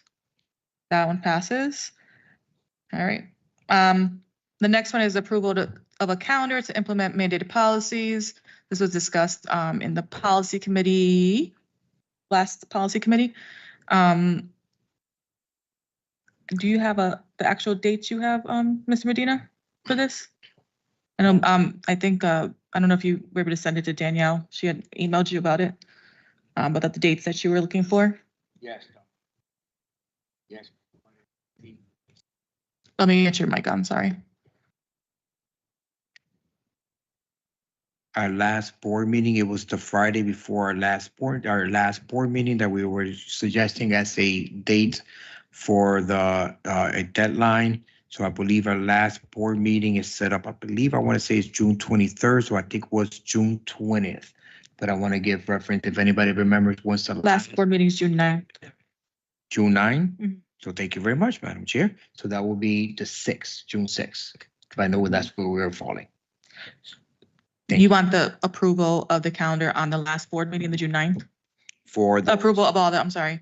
You want approval of all implemented, sorry, I'm reading the thing. All mandated policies by June. And that was the mandated, state mandated ones, correct? Okay. Madam Chair, the state mandated, we were giving ourselves a deadline of June 6th because we want to make sure we were prepared as a team to make sure that we can present it to the full board for the June 9th meeting, correct? Okay. And that's my prayer call, sorry. So, okay, so over the next two policy committees, you're gonna be, I know what doctors, go ahead, you can. Yeah, You got it. He's already there.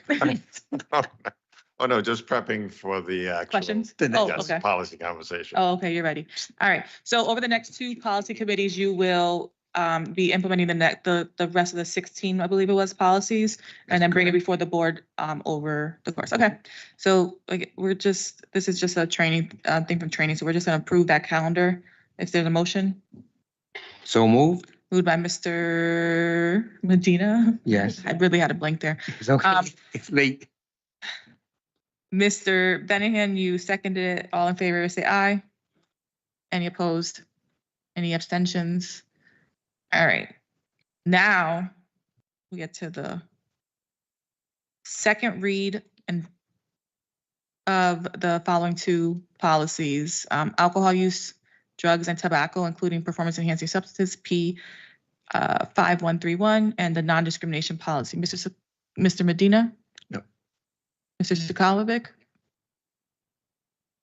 Yeah, I'd like to make a motion to approve the second read as presented in the committee for immediate implementation. A second. Yeah, on policy, I'm sorry, you're correct.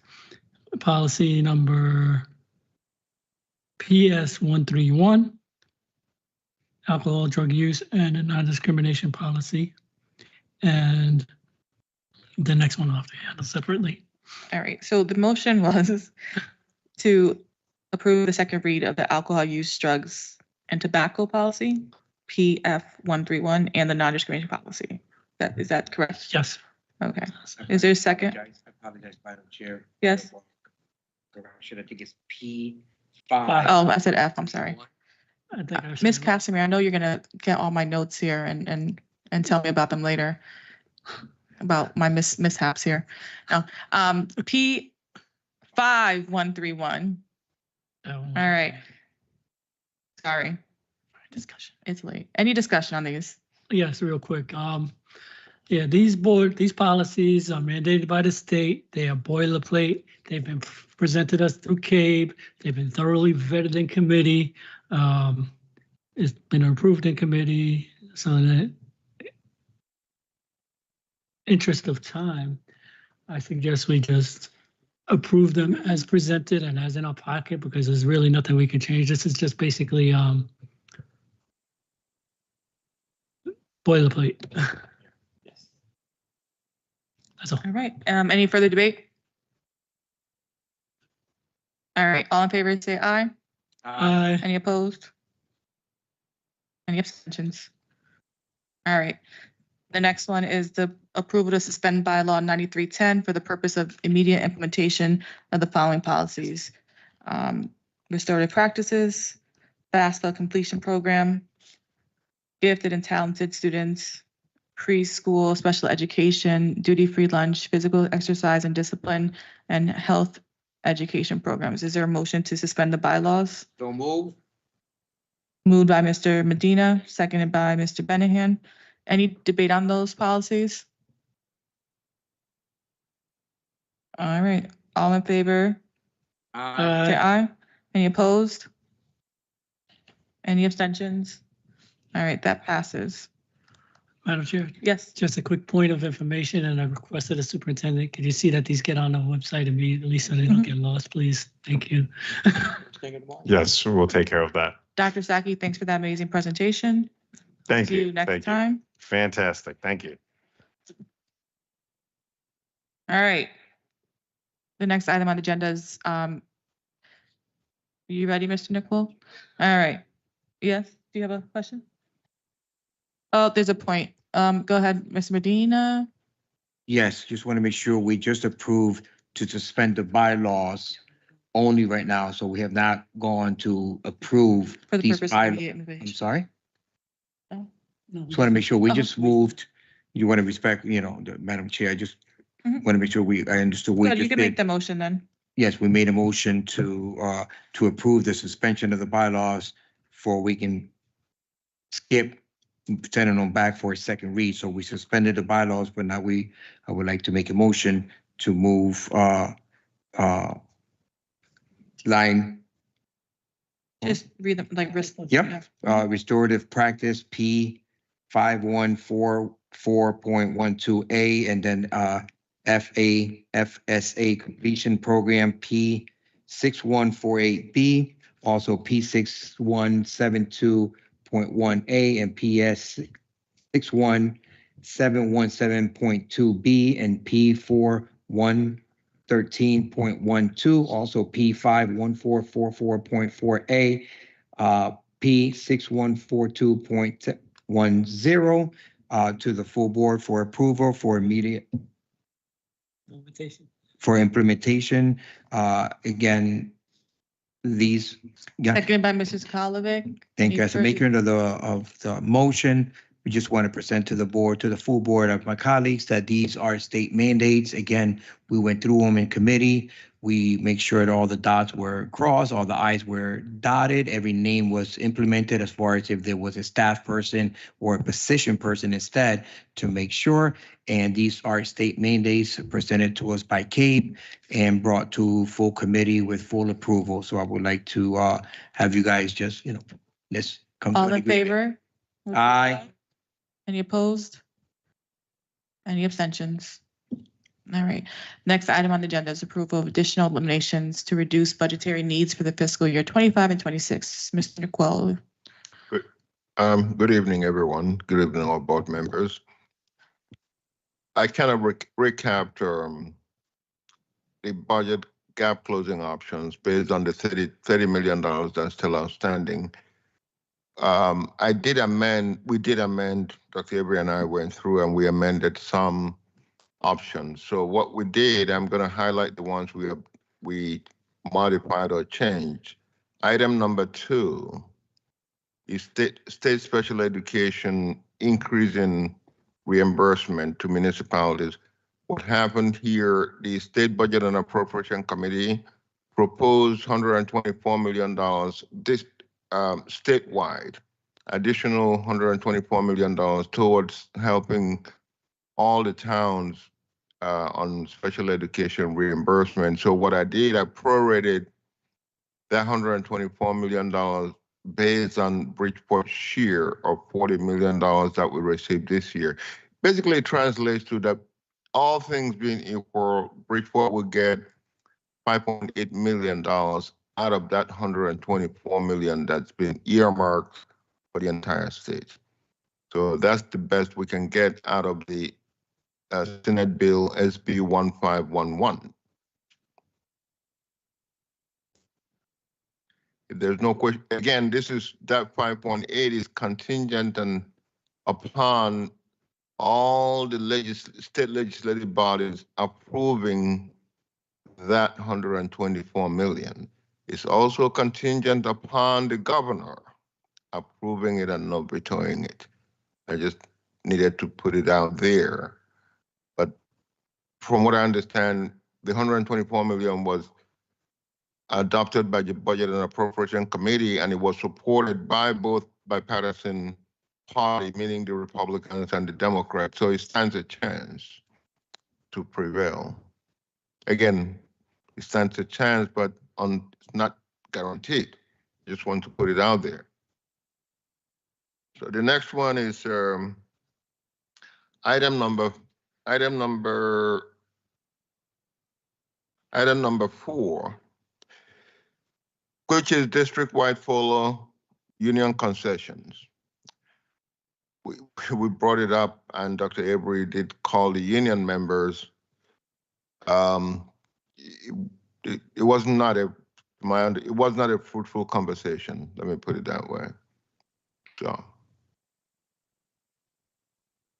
So it had to be taken out. I mean, it's not attainable, if you ask me. The next one is item number 14. Where I made the changes, I kind of put asterisks to them. So wherever you see asterisks, you're going to know those are just changes from what the Finance Committee had reviewed the other time. The next one is item number 14. Instead of, before it was elimination of five central office positions, Dr. Avery went back and said he can increase it between 8 and 10 positions, moving it up to $985,000 instead of the $580,000 he had proposed initially. So that's what that means, pretty much. Again, we have to realize, those are sent from the central office. That has nothing to do with the administrators and other positions in the district. The very last one is item number 26. Before we earmarked elimination of 40 teaching positions. Let's be real, when we really looked at it, I said, Dr. Avery, we're really running low on teaching positions. So if you look at it, the very first time we did $4.5 million attrition, that's almost 45 teachers in average. When we started this whole gap closing measure, we had $67 million. We used $4.5 million at citywide attrition. That represents about 45 positions, teaching positions. Then we pushed 18 assistant principals down into the classrooms. They're going into vacant positions. Then we had about 10 more administrator positions, teachers on special assignment, moving them back into the classroom. Now you're down, you already occupied almost 40 or 50 teaching 60 positions. If you do 40 more positions, then you cannot fill any position or any teaching position at all. So it's not attainable. We still have vacant, we still have teaching positions, classes without teachers. We have to fill the special education vacancy positions. We just can't cut every position. We have to staff positions in the classroom. So 20 is probably the maximum I will think anybody will think of having more of teachers.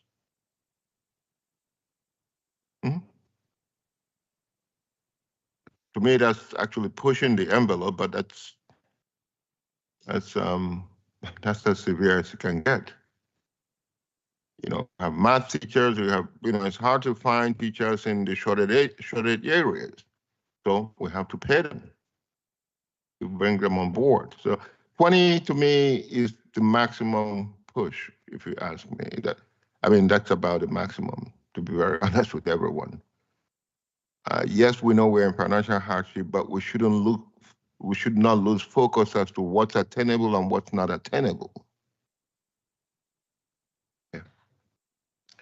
So that's pretty much the changes that was done from what was presented to the Finance Committee, unless if anybody has any question.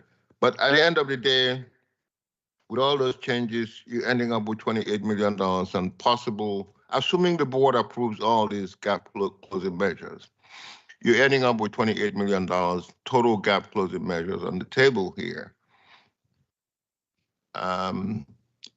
One thing before, I figured I'd put this out before the board so you're very well aware. We're using $7 million of internal service fund to balance next year budget, which is a one-time source of funding, one-time revenue. What it means is that after 2026, we have to come up with $7 million. We have to find that $7 million to replenish to start 2027 budget. We're starting with a $7 million hole by default. Then you have to add $12 to $14 million normal cost of living increase onto that. You're up to almost $20 million in 2027. I just want to put it out there. I don't want people to say, oh, we thought we balanced the budget in 2026. Mr. Newport, we balanced the budget in 2026. How come all of a sudden we have 20 million? It's there. It's going to exist. I just want to put it out there so people will know. Because that's the very first thing people will say. Oh, Mr. You keep crying deficit, deficit. It's there. When you use one-time money, you're going to pay for it. And that's what's going to happen. We're living day by day. I'm sorry. But that's the truth. And the unfortunate thing is the state adopted their biannual budget. Whatever you get in 2026, that's all you're getting. That money stays stable. They did not increase it a penny in 2027. Any questions? Any questions? Nicole? Yeah, no, Sorry, go again. I did. Yeah, understood about the deficit. Structural deficit has been a fact of life since 2018, when with the advent of COVID and the COVID funds. It's well understood. It's also understood that we're talking about kids. If we spend part of the internal service funds, we're saving kids in front of us right now, a particular service, right here and now. With the cuts we're making right now, these are draconian cuts.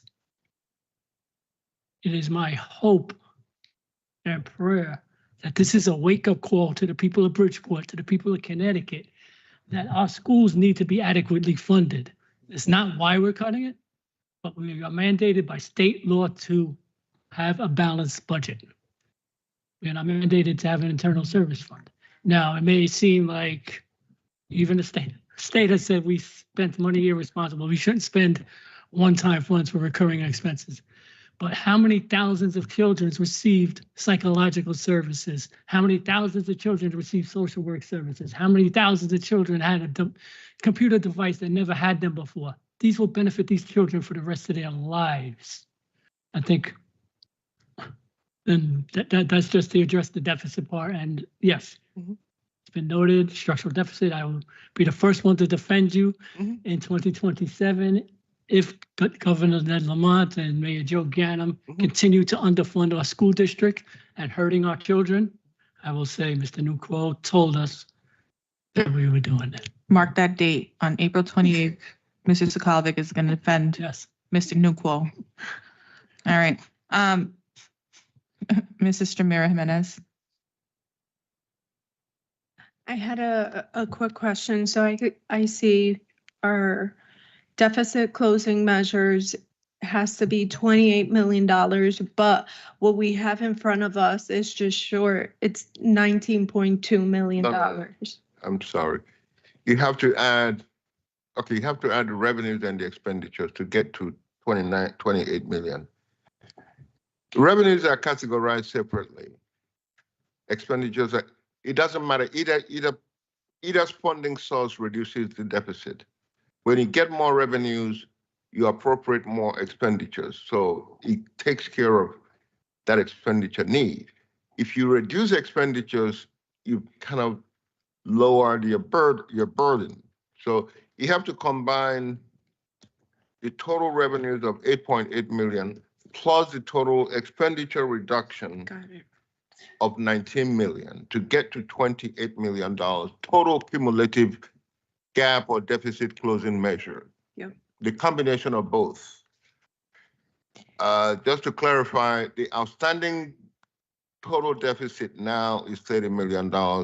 We're at 28. We still need 2 more. So my question was around what you were saying. Next year, we're going to have a hole that we have to fill, 2027. 2027. That's correct. And it's in part due to cost of living, insurances. Can you repeat that piece because I missed it? For next year, what I presented to the board is that we kind of split use of our internal service fund. Instead of using 26 million that the board adopted this year, I decided to conserve it as long as I could, or as long as we could. So we used 22 million this year, using 7 million next year. That's how we're able to bring the deficit down. We're applying 7 million of the internal service fund next year, 2026, in the amount of $7 million. It's a one-time revenue source or funding source, will not exist again in 2027. So come 2027, we're waking up with $7 million deficit, plus cost of living increase of between $12 and $14 million. You're automatically already $20 million in the hole in 2027. And the state of Connecticut has pretty much the way the state budget stands is biannual budget, meaning whatever they adopt next year, 26 and 27, is capped. They did not increase any allocation to Bridgeport in 2027. They maintained their 2026 funding level. So even after we vote on potentially $28 million worth of cuts in 2020, 30 million to be exact. we're still going to be $21 million in the hole for 2027. That's automatic. That's automatic. Yeah. I figured I'd put it out there. I don't want people, when time comes, I thought you were a financial genius. Thank you. And I think that just underscores even more the fact that we need to advocate for our children and for everything all these folks ended up coming up, the teachers, the parents. It's insane, 28 million or $32 million, as you mentioned earlier, and then we're gonna have to do this again in another year and some change. It's ridiculous. I mean, through Madam Chair, I really don't want to scare people, to be very honest with you. The fact of the matter is, by 2027, you literally have nothing to cut.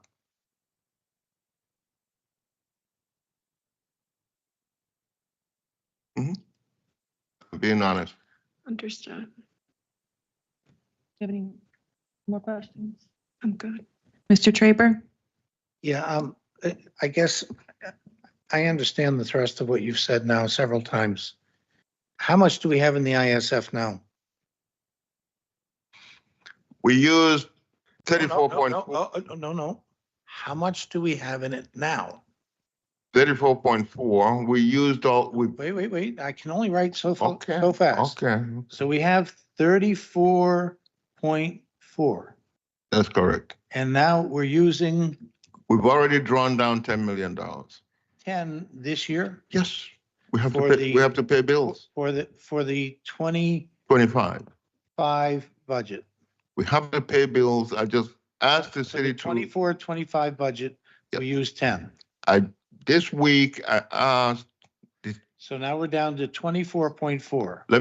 let me finish now. Okay. This week, I asked the finance director for the city to wire in or credit Board of Education $6 million because we have to pay for transportation. Children transportation and special education. We have to pay the vendors. Yeah, I'm not questioning. I'm trusting that it's. So 8 million, okay. If you want to know how much we've drawn No, down, I'm not trying to, I'm really not trying to find out what you've spent it on. That would be a worthwhile thing for us to see in a document, but right now, I just want to know. So now we're down to having 24.4 left in our account. you're gonna spend $22 million by the end of June this year. We need to draw down 22 million out of the $34 million. Oh, see, you keep jumping around and my mind works in a very linear manner. Okay. So I just spent 10 out of the 34 and I'm at 24. Yeah. Now you're saying that I'm going to spend more. What else am I going to spend it on by the end of this year? The current year budget is balanced with using $22 million of internal service fund. You have to use all that money to balance current year. You said 12 million more. $22 million. Okay, that's 12 million above the 10 that you just told me about. Yes. Okay, Mr. Nicole, I'm really not trying to give you a hard time. I just want to understand. I have to see it in a certain way. My brain just functions that way. So 10 plus the 12, and what was the 12 for? Anything in particular? To pay bills. Pardon me? To pay our bills. Okay, so now we spent 22 for this year. Yep. And we're left with 12.4 for next year.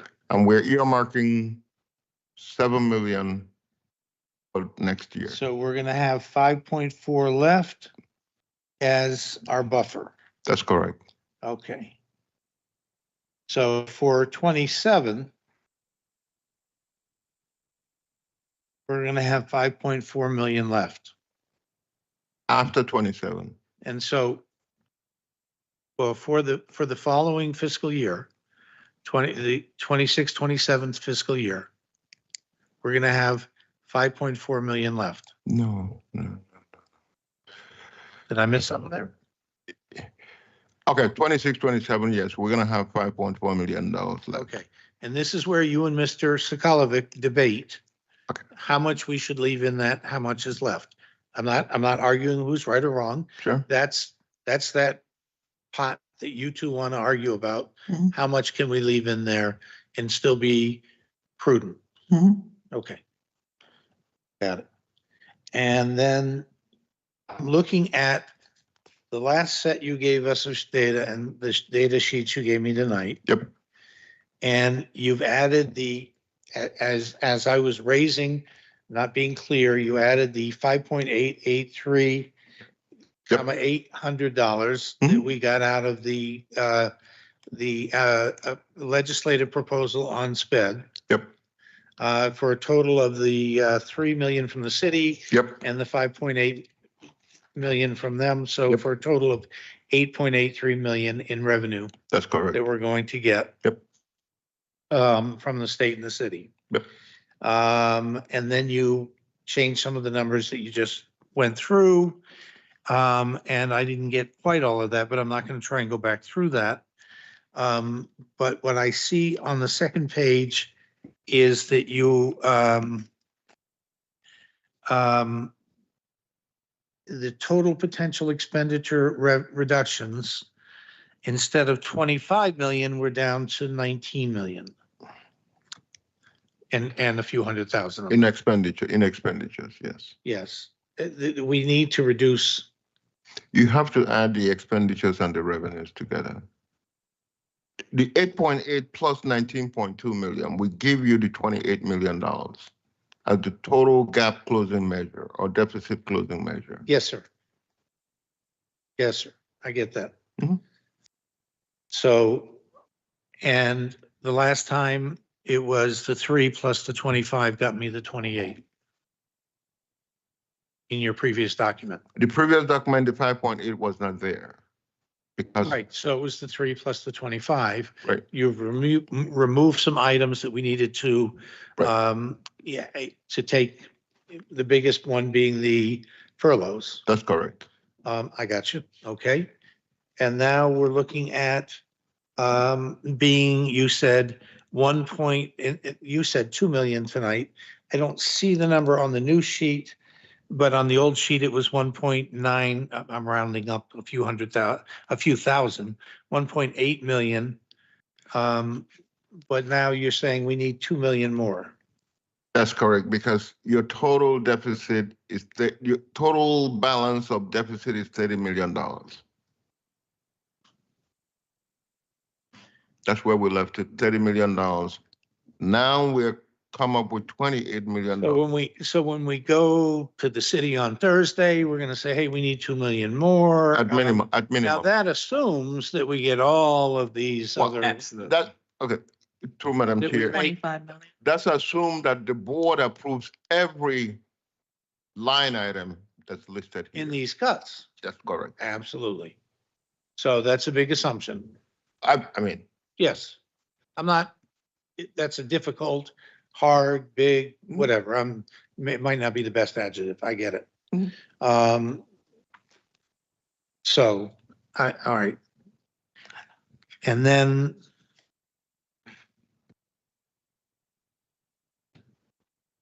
Okay, I don't, I think that what I think then I want to make sure that I understand is we now have the most up-to-date, which I appreciate, Mr. Nicole, yes, information, when we go to the city on Thursday, yes. when we talk with state, Delegation or whatever. reps and senators Yep, yep. about why Mhm. they can do better. Mhm. Just to be clear, the projected revenue surplus this year alone is $1.8 billion, taking the $4.2 billion surplus up to $6 billion. Never in their wildest dreams did state leaders envision a $6 billion rainy day fund. Now, for some reason, Donald Trump has become a convenient excuse to not deal with the problems we're having in the poor communities. Mhm. And he's a real problem, I get it. In terms of cuts that are being made that directly affect people in our state and especially in our community. I get that. So I don't mean to say it's not a real excuse, a real problem, because it is a real problem. But it is also, as we've said at several meetings, and I know you've been at some of them, this is called our rainy day fund in Yes, sir. Connecticut, and it's raining in Bridgeport. And it's raining in several other places in Connecticut. Yeah. So we're not advocating that they spend $6 billion to help us. Mhm. We're advocating that they spend $1 billion or $2 billion Right. to take care of these problems. And they seem to be willing to spend a few $100 million to take care of problems that affect wealthier communities that are in a better position to deal with their problems. That's what I find shameful. The compromises that came out of originally the governor's office and now the legislature are paying for problems that affect wealthier communities. This special ed solution that they've come up with affects us certainly, Yep. but it also affects every district in the state. Yep. The daycare, the childcare problem affects everybody in the state. They're not dealing with the impact of poverty on education. They're not dealing with the 13-year failure to raise the base rate in educational cost sharing formula. They're not dealing with the fact of dealing with the dramatic increase in multi-language learners in our districts. They're not dealing with any of that, which is dramatically increasing the cost of education in our districts. They're only dealing with the problems that affect everybody. And I was intrigued and struck when the missive came out from CAPS saying, "Oh my God, isn't this great? We're going to extend ECS to the 80 districts." Well, those 80 districts were scheduled to be phased out of the education cost sharing formula because they didn't have any right to be in it because they were independently financially secure already. Yep. They shouldn't have been sharing in the education cost sharing formula. And instead, they're going to use that money to let them string along a couple more years getting part of that pot. And so it's outrageous that the state doesn't see the need to deal with the people that really need it, like in Bridgeport and other municipalities that are in the same situation we are. So we need to renew our efforts. We have until June 4th, I believe, is the day of the last day of the session to try and get wiser minds to prevail so that we don't have to make the hard decisions on these cuts. Because as we heard tonight from so many committed and dedicated teachers, I would add one other thing that never ceases to amaze me. The teachers that teach in Bridgeport, no matter what anyone else says about them, we do not forget they're teaching for less money than the teachers in any community around us. They're making less money to work here. 10 to 15,000 less than Stratford, which is another district that needs more money from the state. 20 to 25,000 less than any other district around us. And when they retire, they'll make less money for the rest of their lives because the pension is based on how much you were paid as a teacher. Right. Did they work any less? No. So these are people who are committed to the children of our district. And we need to be able to help them and to make sure that we're providing the opportunities for our children that these people that testified tonight were talking about. And that the members of this community that cares about our children wants to provide our children. So I appreciate your information, Dr. Nakwo, and I will try and use it to the best advantage. Not yet. Mr. Nakwo, and we'll seek to provide it as best we can. Yep. To use it to get the money our children so richly deserve. Thank you. Ms. Castamere?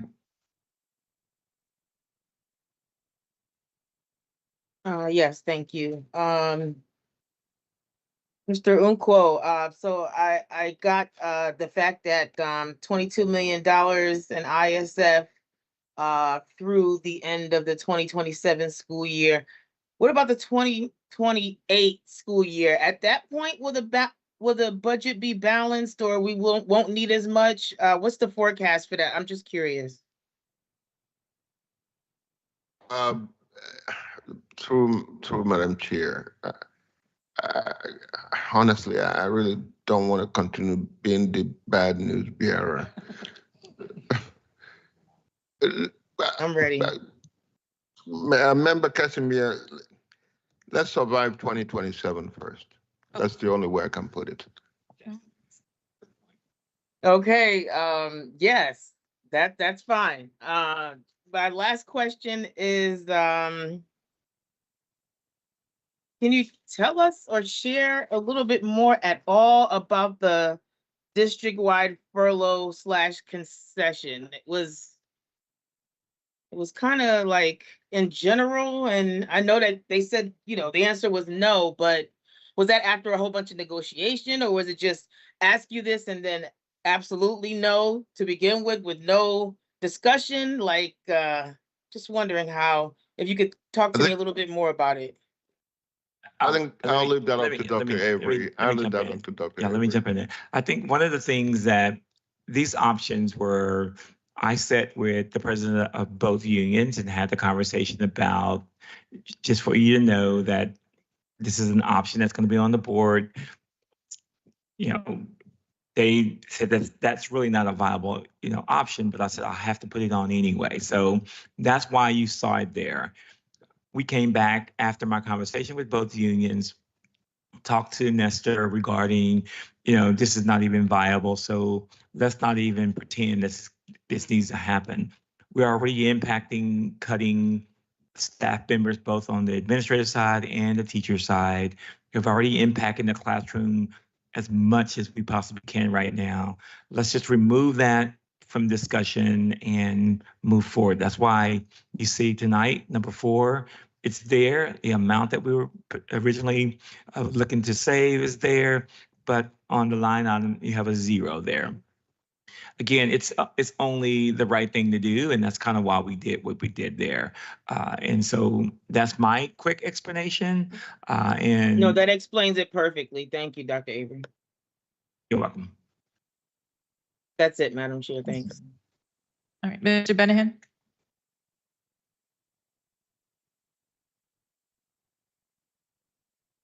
Oh, I'm sorry. I forgot I had to do that. Thank you. Your turn. Thank you, Madam Chair. This situation stressed me out so badly. Every second of my life. I know we need to save money. We understand that. But you don't know what does me tell one of the staff, you don't have no job. I know everyone who ever worked and heard that word, lay off or you don't have a job. The first thing you think, I'm gonna support my house, my family, my kids, my bills, everything.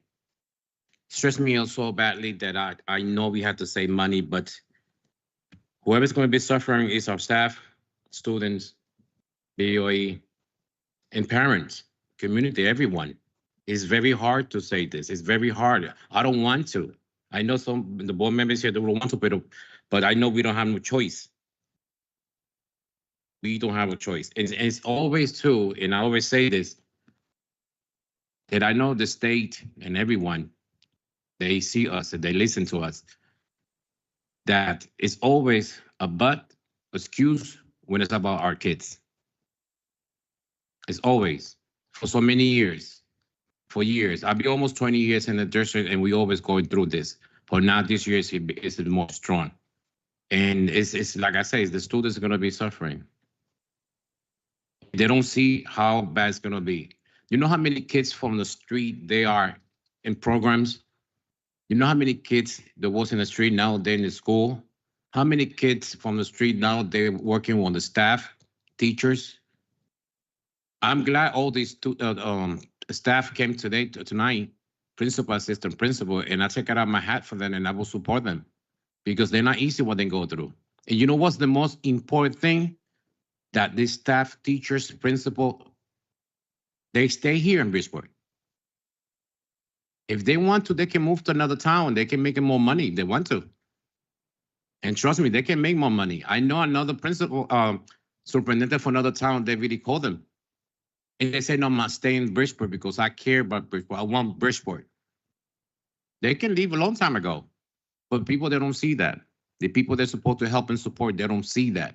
They are the staff, they stay here because they want the best for Bridgeport Public School. You know, and I'll take it out my hat for them. And, you know, you know, I feel very stressful. I don't want to say no. People know I'm against this and everything. I know we need to save money, but they don't see the suffering of our kids. They don't see how hard we working. They don't see how hard our superintendent and cabinet is working so hard, try doing meeting by meetings. Because very easy to point and go some people go on social media and talk crap, think they don't know what's going on with Bridgeport Public School. They cannot take the phone and say, can I have a meeting with Dr. Avery? Can I call one of the board members? We're not gonna say no. And I know we can sit down and talk to them and explain what's going on, what happened, what the budget, what is the reason we need to do a layoff. But they had the time to talk a lot of negative stuff in the social media. And people, they don't live in Bridgeport either. They don't know what's going on. Because maybe we don't see it, but they let us know and they send it to us. As I say, call one of the board members, call Dr. Everett's office. We were glad to answer you and tell you what's going on. We're never gonna say no. And I'm very glad that Dr. Everett have a big, huge policy. They have doors open to anyone that wanna come, not only parents, leaders, state rep, whoever wanna come. Me, myself, and the other board member, we spoke with the other state rep, different places, to see if we can have a meeting. We talk, they let them know what's going on. They don't see what we're doing, but trust me, all of us, we talking about other people from the state. I know we got people from the state here, and they're amazing people. They see what we're going through. And I'm very glad they're here so they can know what Bridgeport is doing and what Bridgeport need. In my behalf, I don't like to lay off nobody, but we need to save money. We need to save money. I understand that. But as I say, I respect all my staff, all my teachers. You know, they do an amazing job. I know they're very stressed. They wake up like I do. Every morning I wake up and I say, oh my God, what's it gonna be now? I'm scared to open my emails or BOE because someday I don't know if it's gonna be good news or bad news. So imagining all this stuff when they wake up in the morning, they said, did I have the job? Did I receive an email that maybe I have a job or not? Because, you know, it's not because they're great people, but they have things to, you know, to take care of home, family, the kids, bills, like we all do. But this is very stressful. I understand everything. This is the way to save money, but people are hard for they have to understand what we're going through. But also, it's not only in Bridgeport. People can have to understand that it's not only in Bridgeport. We have all the state, you know, all the city have some issues. But what make me mad is that Bridgeport is almost 20,000 students, less money when the other town got extra. And I'm very glad that one of the gentlemen from the state, they really see that and they really talk with the commissioner. It's not fair that Bridgeport get less money and when the other state have less students, less staff, less program, and they give it extra. And we got so many programs that a lot of students that was in the street, they end up these programs. So I really don't know what we're gonna do. I know it's very stressful, but I understand this message. Everybody from the state understand that we trying to do the best to save everybody's job and save money. Our cities is one of the big ones. They know that. They know that. But I'm not gonna give up for my staff. I'm not gonna give up for my parents and for my students. I'm gonna fight to the end, and the only person that will stop me is God. Thank you, Madam Chair. Mr. Medina?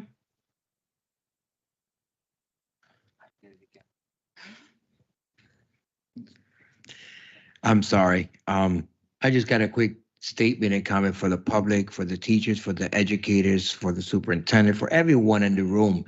If we are not, Bridgeport needs to know we have to sound the alarm. He said it. We said it last year. My colleague to my right said it years ago, where we will be last year at close to $42 billion needing. He was off by $1 million. Last year's budget was up. This school year was up $41 million. Mr. Nuko just said that the following year, again, we have added costs, but still the ECF formula over the last 13 years have not increased while cost of living all around. This is while our state, once again, Bridgeport, sound the alarm. This is while our state is holding over $5 billion in the rainy day fund. And I'm being modest with that number. But yet we are still being pushed to the side as a community, as a city, while every single elected official is winning elections because of Bridgeport voters. But yet we are not getting the correct representation. We're not getting the support that we need. I'll ask Dr. Avery whenever possible if he can just confirm if the delegate is coming down to meet with us together as a board, because I know that was one of the things that were mentioned when we were in Aqua. So I look forward to that. But there's a lot of things that are being planned and being done. I appreciate every person that came out to speak in public speaking. I've been an advocate for education all 26 years. As my oldest daughter went to school. I've been involved heavily in the last 6-7 years And I've never seen a more respectful public speaking when it coming to the budget and cuts and all that stuff, because you guys nailed every single fact in the head. You didn't come after this board. You, as years before, you guys spoke respectfully, powerfully, stating the facts that what we can understand, but yet the state needs to hear our voice. As a community, as the education community, our education system is under attack again. I'm a Navy man. I bury people in my job where I work at right now, and I see every single veteran being honored. And we promised and we made an oath to fight either here in our land or out there, okay? Foreign or domestic. We need to fight for education. Our city needs to fight the right way. So we need to get together collaboratively to do more in the state level. We can't do it here in the local, guys. I can't, my power starts and ends on this table. I am 1 vote out of 9. If we don't get money, just like that senator stated, to the head of the state education, said we can't do more with less. How are we supposed to do more with less? It's impossible. It's impossible to make us, Dr. Avery, to make decisions with no money. You need to build a house. We need all the material to build a house. Without plumbing, a house cannot sustain. Without electrician, a house cannot sustain. And I apologize to the administrator that I said I was going to be quiet today, but I can't help myself. We need every single piece from the state to come down. How many mandates are going to be set forth by the state, but then yet they're not funded? And they think it's a joke. They think of us as a joke. Think about it when you vote. Bridgeport, sound the alarm. Enough is enough. Our city needs to be knowing this also. Enough is enough. May 1st, we'll be out at City Council fighting for funds from our city for them to make a commitment to our students once and for all. Our mayor was elected. He is the mayor of the city of Bridgeport. I would never deny him that position. He was elected, but yet he needs to make true to his promise that he's never completed yet. So we need to call him out. We need to work with them and tell them, listen, we need more money. We need to make this thing work. We're willing to make things work as a board and make some effective moves, but we need to sound the alarm. This is why we asked this administration to come forward and tell us what do we need to do to survive next year, to pass the budget that we need to pass that is funded. And these are the things that we're looking at, that they came to us to look at, to consider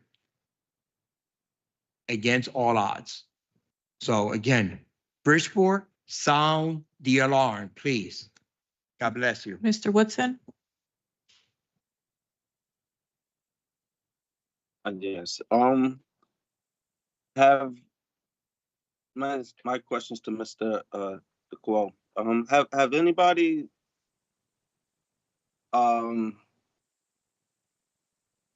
made like any type of calculations to see how much we could save if we brought kids back with if we built a special ed school and brought the kids from out of district back into district? Through Madam Chair, that it's kind of honestly premature. First of all, the board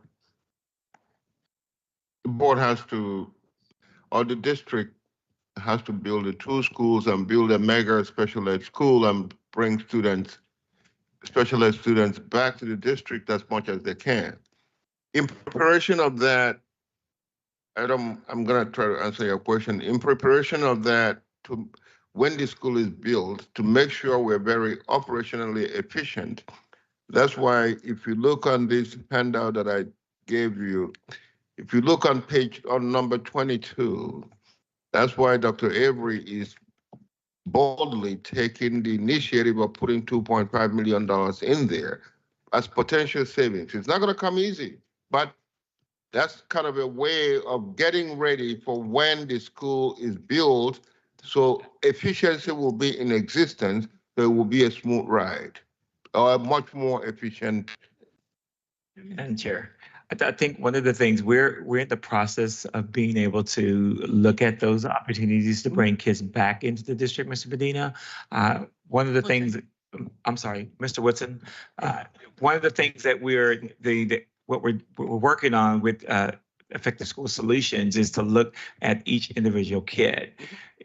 In order to even do that, you have to go back to PPT to review the kid's needs and making sure, based on what the kid was sent out of district for, because the district was not able to meet the needs of the child at that time. So it's an individual process that you have to look at. And then if we decide to bring the kids back in, it has to be a mutual agreement between the parent and the district has to say, do we have the resources to be able to fulfill the educational need of the child in district? So we're doing that process right now. We're right at the tail end of looking at which kids could do it, but then we have to, and then the next step of the phase would be, do we have the resources to be able to accommodate the child back into the district? And if that's so, where about in the district? So yes, sir, we are going through that process. It is a process. And then once we identify the kid, we have to go back to PPT for the PPT committee to make that decision. Yeah, because speaking, going to the meeting at Watersville and, speaking with the members of CABE at our special meetings and stuff, I think they're expecting us to be doing this stuff, just to save money. Our cost on special education and transportation and stuff is astronomical. There's no other district, and I don't believe in the state that's spending 30% of their district on like we spend it. So I mean, like I said, I would have thought that would have been one of the discussions that we had today. I would have thought it would have been on this list, especially with the amount of money that we're spending. Why wouldn't that even be a thought? I kind of blame that on the leadership. I'm gonna put a point of Mr. Woodson, that there's a line item on the budget for that for 2.5 million. Yep. For savings. But that's just trying to wrap it up a little bit. But that was spoken about when we went to the meeting at Watersville. So I would have thought that from there, they would have just the number would have went up by now. Thinking, like I said, they had a strategy of, like Dr. Avery said, of identifying each kid and going, talking to parents and like I said, just making it an important option that we have, because like I said, we're spending too much money, and that's, like I said, building the school, bringing those kids back. The state is expecting us to whether we have the money or not, at least make a plan for it. Showing them that we're pursuing our options and that we're doing everything that we can to try to get this ship going in the right direction. Thank you. That's all I have to say. Here's a point of information from Mr. Sokolovic. Yes, while I don't disagree with Mr. Woodson's need to save money on special education costs, but I do have to point out that nearly every large district is at about the same percentage of special education costs, having sat through hours of testimony at the state level, and the Special Education Select Committee has raised several times. Almost nearly every single district is at over 20%, rich and poor. And the poorer the district, the higher the percentage. Ms. Estremera Jimenez. Thank you. I'll be quick. I just wanted to quickly clarify. I'm very disheartened about tonight and now learning that in 2017, we're going to have 27. 27. 27. Oh, sorry. it's late in the night, 2027, we're going to have a very similar issue. When I came up to be part of the board, this is not what I wanted to do. I wanted to help improve education for kids, help them increase the amount of resources they have. And I'm helping do the exact opposite. And I'm not happy about it. I'm actually quite upset about it because I really take Bridgeport Public Schools as part of my village. They always say, you know, it takes a village to raise these kids. Bridgeport Public Schools is part of my village, raising my children. They're learning how to read, their shapes, their colors. They're very young children. They love being in school. And I love that because that shows the care and the importance that the staff has with their with my children. And I just want to say that this underscores what we've been chatting about. Let's talk to our state representatives, senators. Let's go city council to Mayor Ganem. We, like Mr. Medina said, let's sound the alarm. This is not okay. We're stripping almost everything out of our district tonight if it passes. And then we're going to have to do it again. There's not going to be anything to take away next year in school year 27. So I just want to say, don't love what we're doing tonight. And I feel terrible about it, but I do understand the fiscal responsibility as a board member that we have to balance this budget. That's all. Thank you, Ms. Casimir.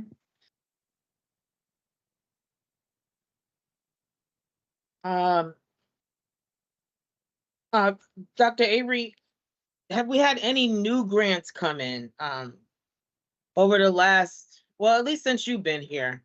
Have we had any brand new grants that we've written and have actually secured? I'm just curious within the last several months. We've written several new grants, but when the executive order went in to kind of halt some of the federal monies, a lot of the grants we have been receiving are federal, and so that's been on hold over the last month and a half, 2 months, and so we have not been considered for any awards at the moment. So yes, written, yes, but nothing has come to a decision on awards yet. You said federal grants, but what about the private grants that you guys applied for? Philanthropy Digest, I believe, I'm sorry, what is the grants person's name again? Nadine, is it? Miss Clark. Miss Clark, yeah. So I know that there was a time when I was sending over from Philanthropy Digest. This is a list of private organizations and people who donate money to school systems, not just school systems, but they donate money all over the country. So I was sending them over to her for a little while, and then she said, "Oh, I'm already signed up with that." So for the next meeting, can you please have her give us an update on the Philanthropy Digest RFPs that she receives from the email that she receives from there? I would really love that. Particularly right now, since we're talking about the budget. Absolutely. I can have her give us an update from like January through current. Yeah, that's fine. January through current is perfect. We do have some small awards. Again, I can't really think off the top of my head what they are, but she can give you a cumulative number of grants and what they are, and I'll have her get a report together, and I'll get that to the board. Yeah, and specifically, how many have we applied for, and how many have actually been granted? I mean, if we've applied for 100 and we got 0, that's fine. That's something for me to, to visualize. But I think that's important to follow up with that. Another question that I had, I want to revisit back again about having a capital campaign. The last superintendent had said that she didn't feel like it was appropriate. I forgot what the reasoning was, but I guess I want to ask you, now that you're in the seat, a capital campaign, is a feasibility study something that you think that we should entertain or not? If the answer is no, that's fine, but I want to bring it up again. Feasibility study in what areas? So like if you want to launch a capital campaign is we're raising $50 million and the deadline is December 31st of 2028. This is just off the top of my head. So the capital campaign is for, you know, a specific amount of time. You're raising a specific amount of money. But before you do that, you have to have something that's called a feasibility study. These are people that come in and say, okay, Bridgeport Public Schools, I think that, you know, it's a good idea for you to do it, or I don't think it's a good idea for you to do it. So I didn't even get as far as asking how much the feasibility study would cost and all that. I didn't get into all that yet because it was kind of like dead in the water when I had asked about it a couple of times. But is it something that you think that we should entertain? I'm not real familiar with it in my experience, you know, in sitting in a superintendency regarding school districts doing that. But I'm open to kind of explore that opportunity. So if you can give me a little bit more information. Honestly, I'm not familiar with, you know, being able to do that from the school district lens. And so, well, you know, Ms. Clark would definitely be able to tell you specifically what I'm talking about with more grave details, since she's in that, and the grant writer, I believe that. Do we have a grant writer now, Dr. Avery, or an actual grant writer? I think we do. Nestor's in that department. Nestor, Yeah, so that even that person would know as well to give you more info on that. Okay. All right, Mr. Tabor? and my last question, one more, Madam Chair. My last question is it immoral or inappropriate to ask parents to let us know if the company that they work for gives grants out to public schools? I'm just asking off the top of my head. Is it inappropriate to ask them that, or immoral? I don't think it's necessarily inappropriate, but we could do something like that from a district saying, hey, any public entity that has grant information of abilities to provide grants to the district, we can even reach out to our community partners with that. And they normally bring those opportunities to the district because they need a collaborative partner to help write those grants. And so again, it's not far off saying to ask. I mean, you know, anything will be possible these days because of our needs. And so we need to kind of do a public, statement about, hey, we're looking for anybody that wants to partner with Bridgeport Public Schools to provide grant opportunities, internships, all those types of things. We can do that in general to get the word out there. Yeah, because that can go across to, parents who work in corporate all the way to retail, to all different types of work sectors. There may be grant opportunities at these parents' jobs that they just don't know about, and all they have to do is ask. So something in the back of my head, but that's all I have. Thank you. Thank you. Mr. Chairperson? Yes, 2 points I wanted to make. One, I had the discussion this afternoon that Mr. Woodson's raising with Senator Edgar Wilcox about the special ed schools. And we had particularly the discussion that was in the answer, which is, I think that we're doing what we can do. In fact, it's impressive what we're trying to do. If we can save $2.5 million in special ed costs this year, I concur with what Mr. Sokolovic said. In the CABE meetings that we've gone to, the CABE legislative breakfasts in Fairfield County, the CABE Lobby Hill Days, and other similar forums, everybody's in the same boat. The Bridgeport's not unique in terms of the percentage of its budget that's devoted to special ed. Some are higher, some are lower, but pretty much everybody's talking about 25% to a third of their budget. So we're in the same ballpark as pretty much everybody else. So if we can start trimming 2.5 million this year, and I assume our goal would be to trim another 2.5 million next year, that would be a pretty impressive number. She then raised with me this question that Mr. Woodson raised about building the new facility and attracting back not only our students, but students from other districts. Well, if you recall, as we got our facilities master plan presented to us, the soonest we can get a new facility built is 4 or 5 years from now. So that's not in the realm of reality on the budget that we're dealing with right now. So in the facilities master plan, the first facility that would be built would be the school at the old Hill House site. That would be 4 or 5 years down the way. Even if we change the order to tear down the old Skane School and build a new special ed school at the old Skane School site, we still have to wait to finish the Winthrop renovation, which means you've got to move all the kids from Winthrop out to the swing space down at Seaside Park, and then do the Skane School and Winthrop renovation, then move the Skane. So it's years down the pike. So I think what you're endeavoring to do is pretty much as much as we can do. And I applaud you for that. But in the long term, yes, we are moving in the direction that everybody wants to move.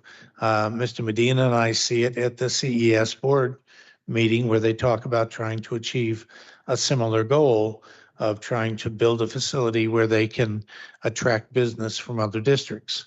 So I think that's not a new or unique goal for our district or other districts trying to achieve it. I do want to finish by reminding everybody that our goal needs to be to get more than $30 million. So let me repeat this. The budget that Mr. Naquo, not Dr. Naquo, but Mr. Naquo just presented to us says we need $30 million to balance our budget. Our goal needs to be to get more than that. If we recall, the Senate Bill 1511, the budget that the 5 mayors and the 5 superintendents were up in Hartford pushing for a few months ago was for $550 million. It was going to get Bridgeport $57.2 million. And that extra $27 million was the kind of money that would enable us to put a para back in every kindergarten class. It was the kind of money that was going to allow us to get additional academic interventionists, additional social emotional interventionists. So our goal is to continue to fight, not just to get the 30 million so that we can maintain the status quo. Our goal is to get the additional money that was in that $550 million proposal in 1511 so that we can actually start to see some progress in the Bridgeport Public Schools to return services and opportunities to our children that they used to have in this district. So let's not lose track of that as we go forward and fight for our children. Thank you. Mr. Woodson?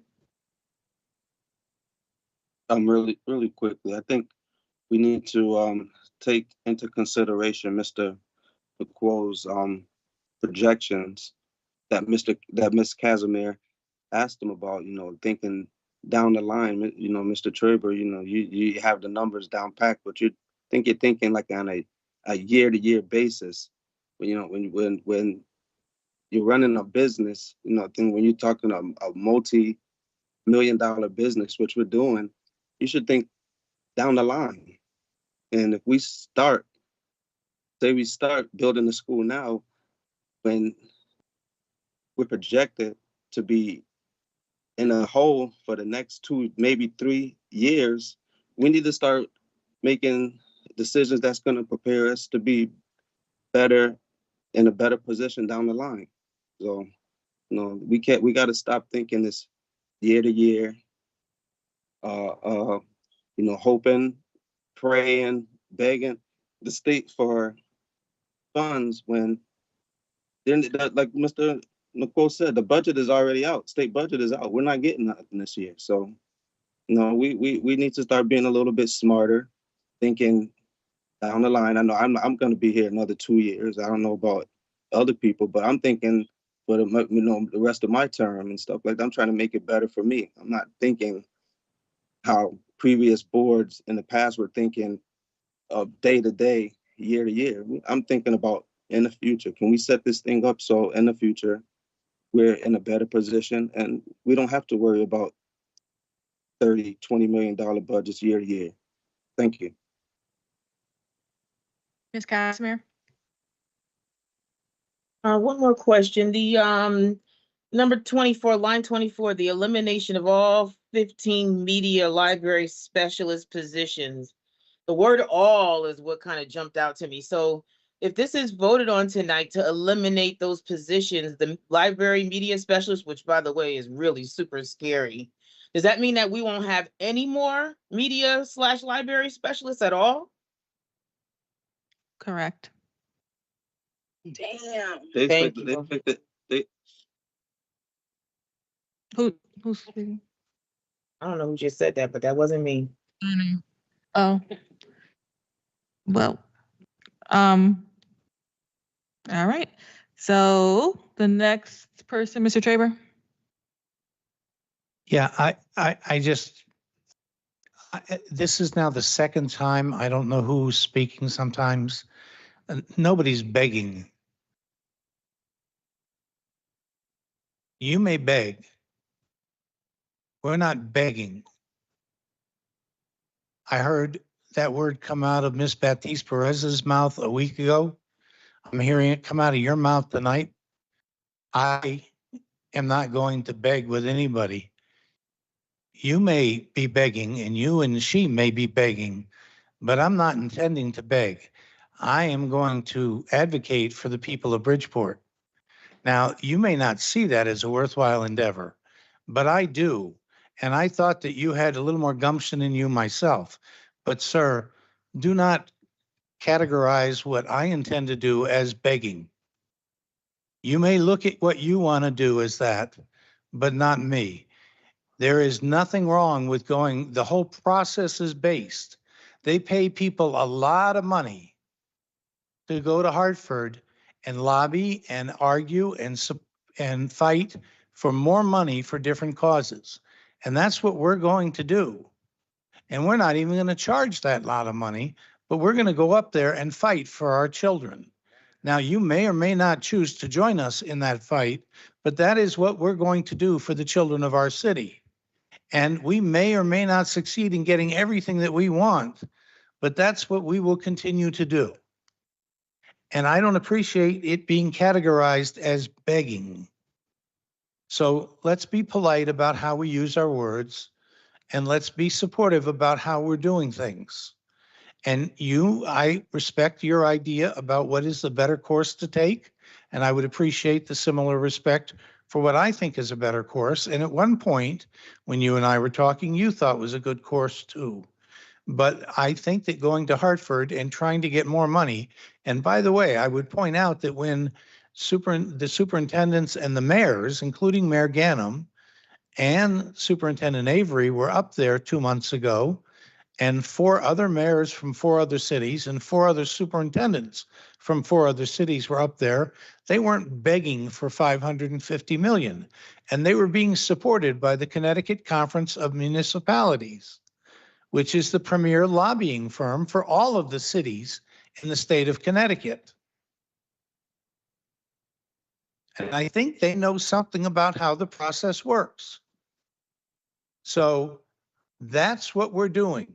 We're working with them and other cities, as well as other unions and other organizations, all working to try and get what we think is a fair and just solution for our children.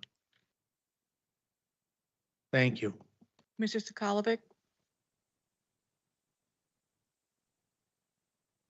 Yeah, as much as I would like to avoid the coming conversation, I think it's time for us to move on and start getting this budget taken care of. It's going to be difficult. It's going to be hard. I'm sure more questions and more debate will come up as we go line by line. So that being said, I would like to make a motion to add a line under revenue increases stating board approved additional $2.5 million withdrawal from the internal service fund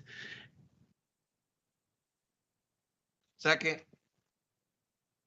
Motion was made to add an additional 2.5 million from the internal service And, fund and seconded by Mr. Medina.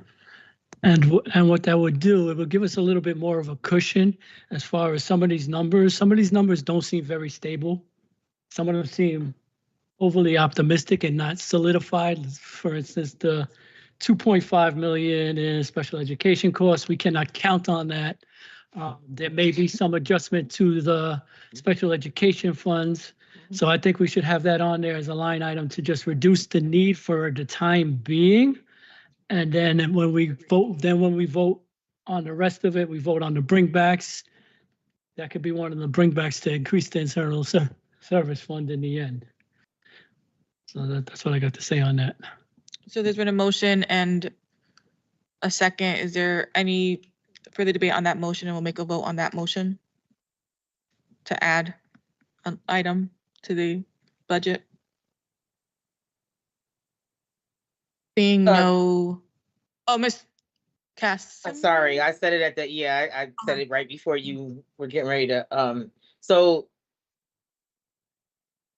I guess I'm kind of confused about that $2 million. Can you explain that one more time?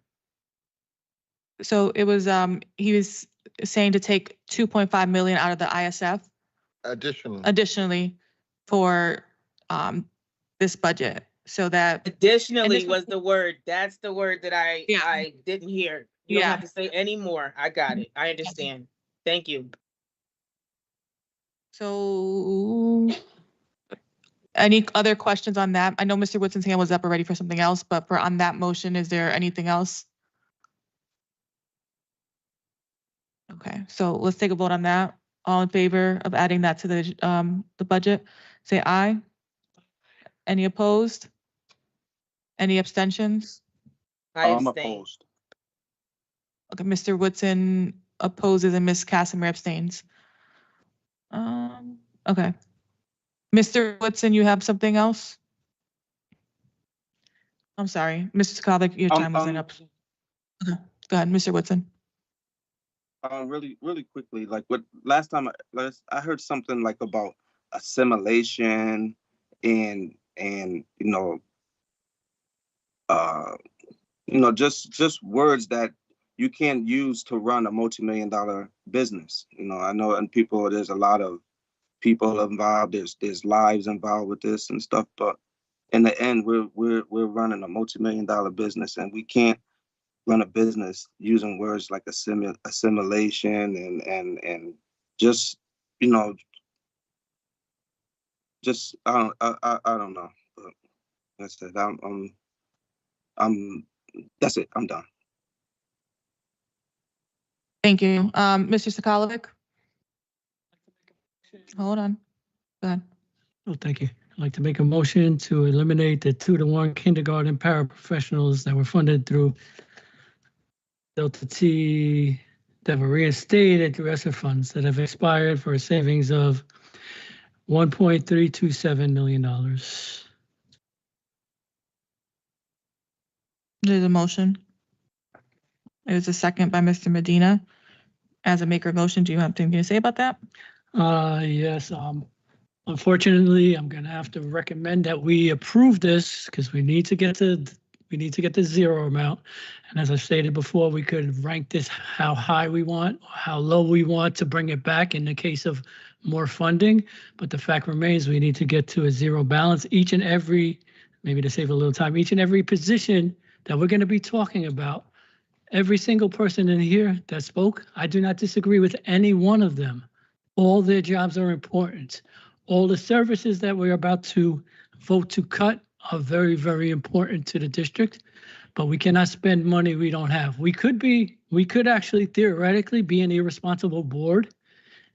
Don't cut any of this and then run out of money in March and not be able to pay anybody and have to shut the whole system down because nobody's going to work for free. That's all I got. So there's been a motion and a second on that. Is there any further debate on eliminating line 3 of this budget gap plan? Mr. Traber, do you have I'm sorry, I didn't see you. Mr. Sakalovic's proposing that we not do this. Is that what you're effectively doing? Yeah. We're going through this budget item by item, and you're now proposing that we're not going to eliminate the, Is that what you said? No, that's not exact, that's the opposite of what I said. Oh, I thought you said eliminate. I'm Oh, sorry, I've so heard. I was reading the line as it is, elimination. I thought you wanted off. Are you going Okay, line by line? I'll Are you make taking- it, yes. okay, I think we. Just at this there are point, too many people talking now. At this, I'm I asking- have the floor, I have the floor.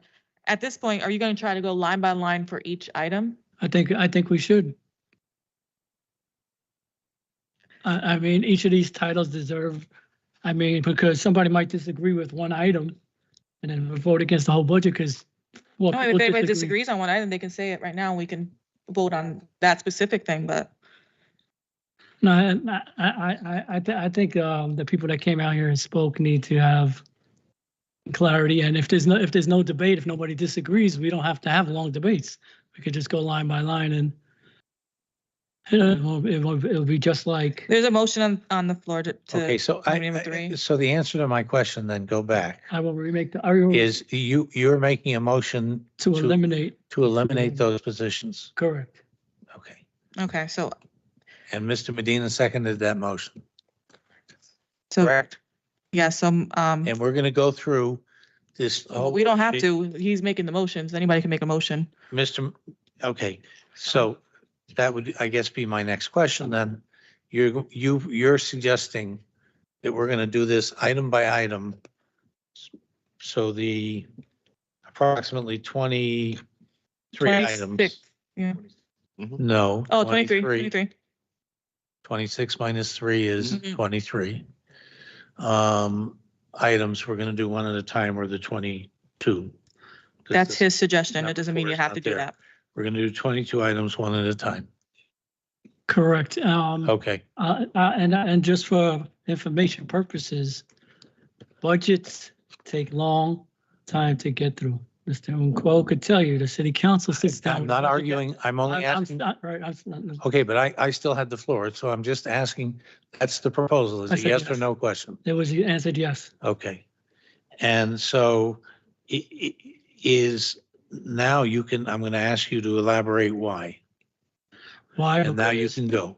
Because these positions, these jobs, they deserve the respect of having a hearing. If anybody has an objection to one of them or a point that they want to make on each and every one of these points, it's good. The city council has week-long budget hearings. They sit there 4 or 5 hours at a sitting to do it.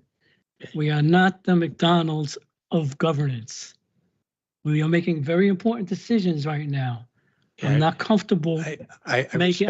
respect your interrupting me answer. now. I respect Mr. your, Stakalovic has the floor. Come on. I respect your answer. Can we Mr. avoid Stakalovic is the, still going though. can we avoid the polemics? No. Thank you.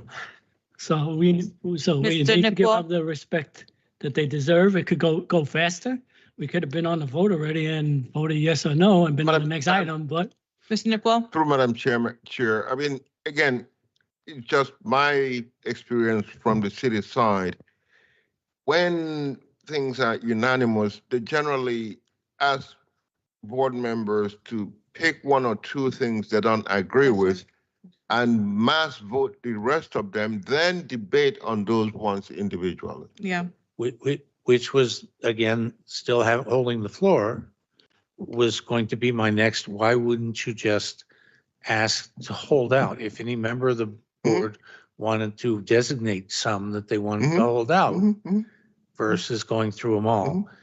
So I'm not, again, trying to argue one way or the other, Mr. Sakalovich, because I don't think I have a set opinion, but I don't need the McDonald's comment. I do just ask out of ignorance as much as anything, which and why you think that's a better way to do it versus letting somebody say, I'm going to hold out 3, 7, 9, 12, and, for discussion and go through the rest. So that would be the other way that I would think you would do it. So That's the way the council does it. okay. So that was the full question. I'm not comparing notes. I'm just expressing my experience.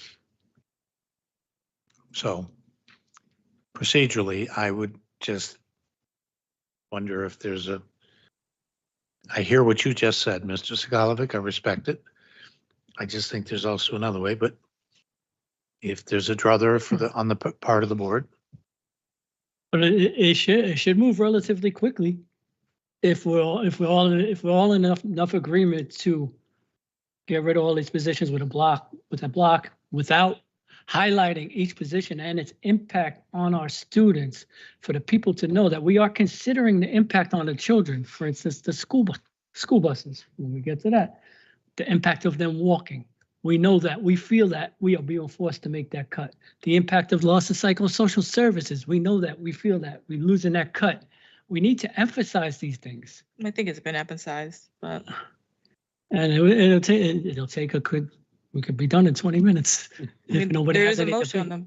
the So table, we on the got- table we right got- now, so on the floor. So if you want to vote, there is a motion on this one item, and So- then I would reserve the right to come back and revisit the process. all right, so let's So vote on I this can- one motion. Okay, all in favor for elimination of 2-to-1 kindergarten paras that were funded through Delta T. Say aye. You want to do, aye. Is it Any, clear? Is it- any opposed? Opposed. Any abstentions? 2 opposes, Ms. Casimir and Mr. Benahan. Anybody abstaining? Okay, Approved or? that one's off, that one's done cut. Okay. So I'm gonna go ahead and ask about the process of this. All right, I would like to. I'm gonna go. If we can, I'm gonna make the motion like he wants it. go ahead. Thank you. I would like to make a motion to approve the entirety of lines 3 through 26 as presented by Mr. Unquo on the budget decreases. So there's been a motion. Is there a second? The motion is to approve, so you. Motion to approve the budget reductions as presented by Mr. Unquo from lines 3 through 26, with the exception of number 4, which has been removed. And that was seconded by Mr. Medina. As a maker of motion, do you have anything? Yes. Go ahead. And I'm just gonna highlight real quick in bullet points. Climate specialist positions, per diem 3 positions. They take care of our Can you schools. say the number as well as you say it? Thank Oh, you. yes, thank you. Go ahead. The 3 positions per diem climate specialists, as we know, our culture and climate in our schools are very important. Their jobs are important. They, could you give us a little bit of an explanation? Because I'm not exactly sure entirely what they do. Can somebody explain what the climate positions do real quick, really briefly?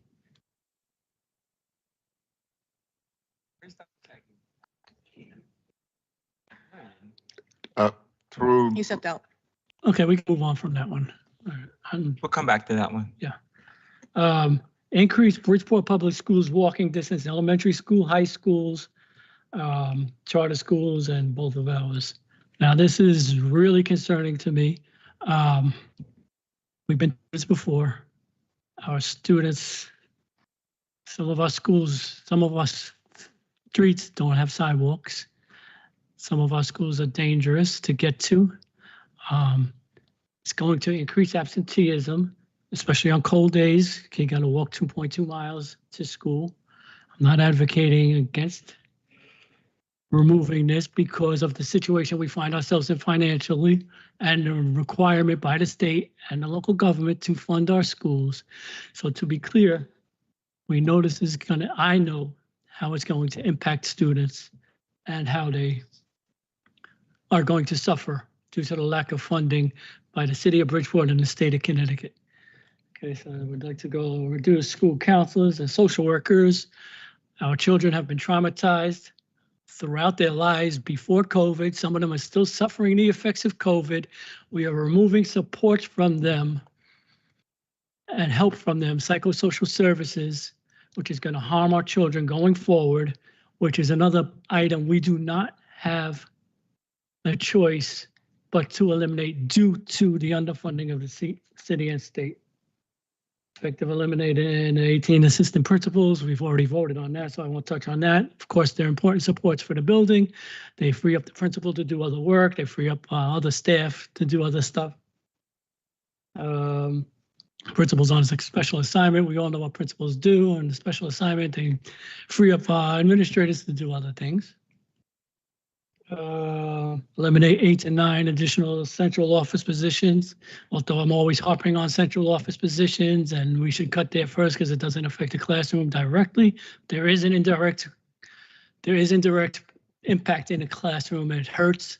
These cuts even hurt our kids because there's less administrators doing more work, which distracts their attention from other things such as evaluations and all that. So their work is impactful as well. So that will also hurt our children. Performing arts, visual arts, this is one of the ones I want to put on top to bring back because our district's always been starved for the performing arts and it's a small price tag. So if we get that, that's something we can bring back, in my opinion. Excess teachers, maxing out class sizes. We all know increased class sizes lead to less learning and more issues in the classroom. But again, no choice due to the underfunding of the city and the state of Bridgeport. Cancel of some curriculum and use the state free program. That one I see as not ideal, but it's not, I don't need to highlight that too much. Dynamic software, I'll skip over. Reduce attorney outside counsel usage and cost, that's a no-brainer. Move one of the 2 teachers out of the human resource to the classroom. They were assistant human resources with some specific criteria for educators to be hired. Review all stipend payments. That's something we should be doing anyway, being careful with our funds.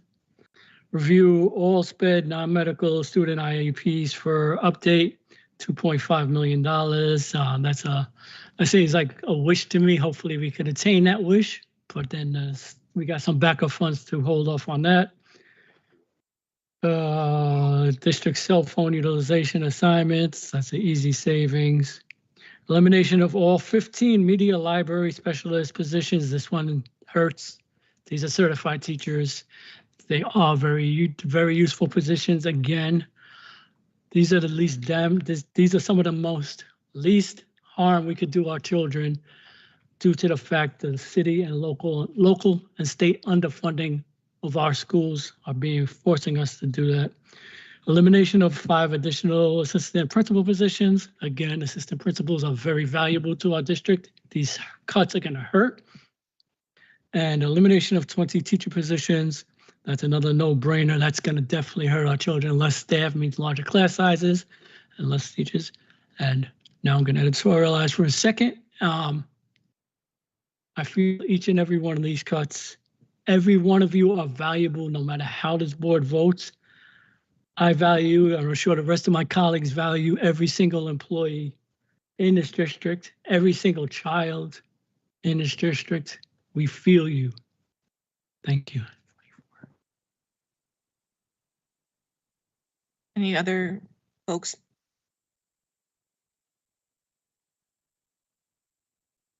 All right.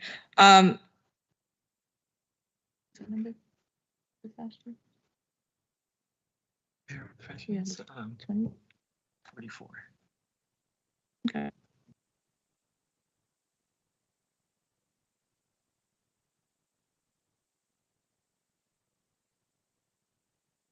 All right. See no other, oh, Mr. Traver, sorry, I waited too long. Go ahead, Traver. Oh, it was up there already. Oh, sorry, I missed you. Yeah, no, first off, let me just say that, instead of us discussing how we wanted to proceed to discuss these positions, we sort of went from one to the other, and it's unfortunate. And I would like to have had us decide how we wanted to proceed so we could go through this. I hear Mr. Skalovic's soliloquy on these positions, and I respect his position. I have some questions. How many positions are we eliminating here, Mr. Nicole? I just added 125. how many administrative positions are we eliminating?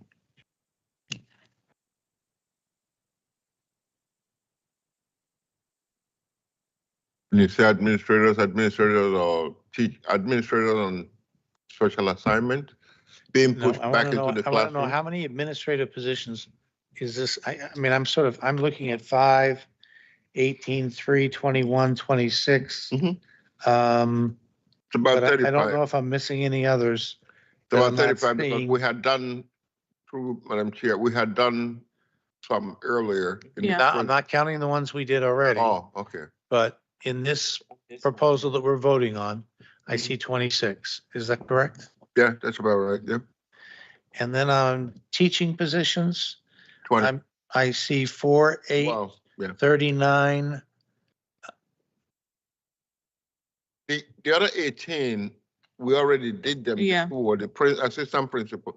We did them before, we're just cashing in the saving. Okay, Moving so the administrative, okay. The assistant principal. You're confusing me now. What other 18? I was on teachers and you went The back administrators. to another 18, so. So through the chair, so that, when you look at the 26, 18 of those, on 26 what? you just said 26 administrators that you counted? Well, on line 12, I see 18. Right, so now those 18. Are the ones we already eliminated? Correct, but this is calculated differently, and Mr. Nicole can answer more to that, but those 18 are the ones you already voted on in December. But what he didn't show in his December calculations was the cost savings here, so that's why it's there again. Because we didn't eliminate them in December, they're going to. June 30th. Okay. Yep. And, okay, but in the end, this vote will eliminate 18 and 3, 21, and 5, 26 administrative positions. Mhm.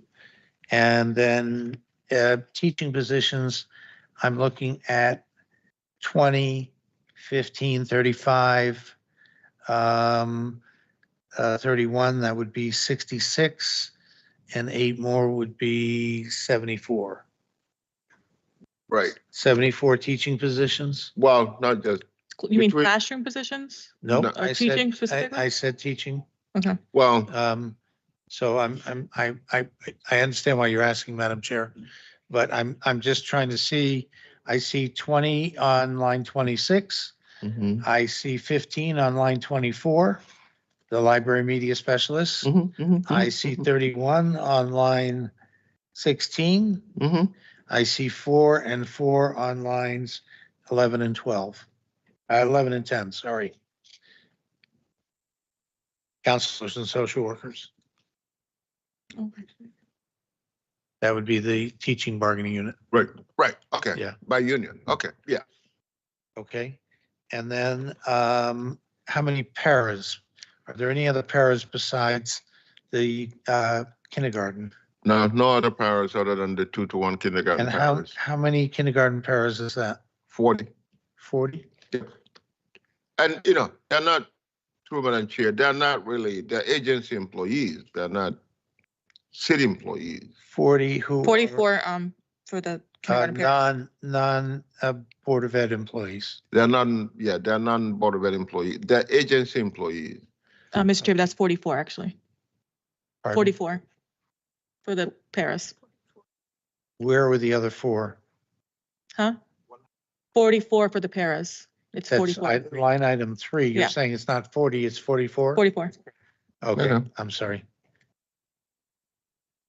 I got you. Thank you. All right. Ooh, Do you have any more questions, Mr. Um, Chair? hold on one second. Let me just make sure I don't. And then do we have an estimate about how many students would be affected by the walking? Oh, yeah, the numbers are there. Yeah, it's right next to it. By elementary school, by Oh, high I school, see. by school. These are new students that would be affected? No. These are students that use the bus that need to extend their walking distance. Right. So when I look at line item 6 and I see 1,256. Right. These are 1,256 that are currently riding a bus? Yes. They would now be walking. There will be extended walk. Right. They won't be riding a bus anymore. Well, yeah. if you Right. wanna put it that way, yeah. Okay, so altogether, the total is gonna be, let's see, about 2, 9, 11, about 2,400 students are gonna start walking to the school. Mhm. Okay.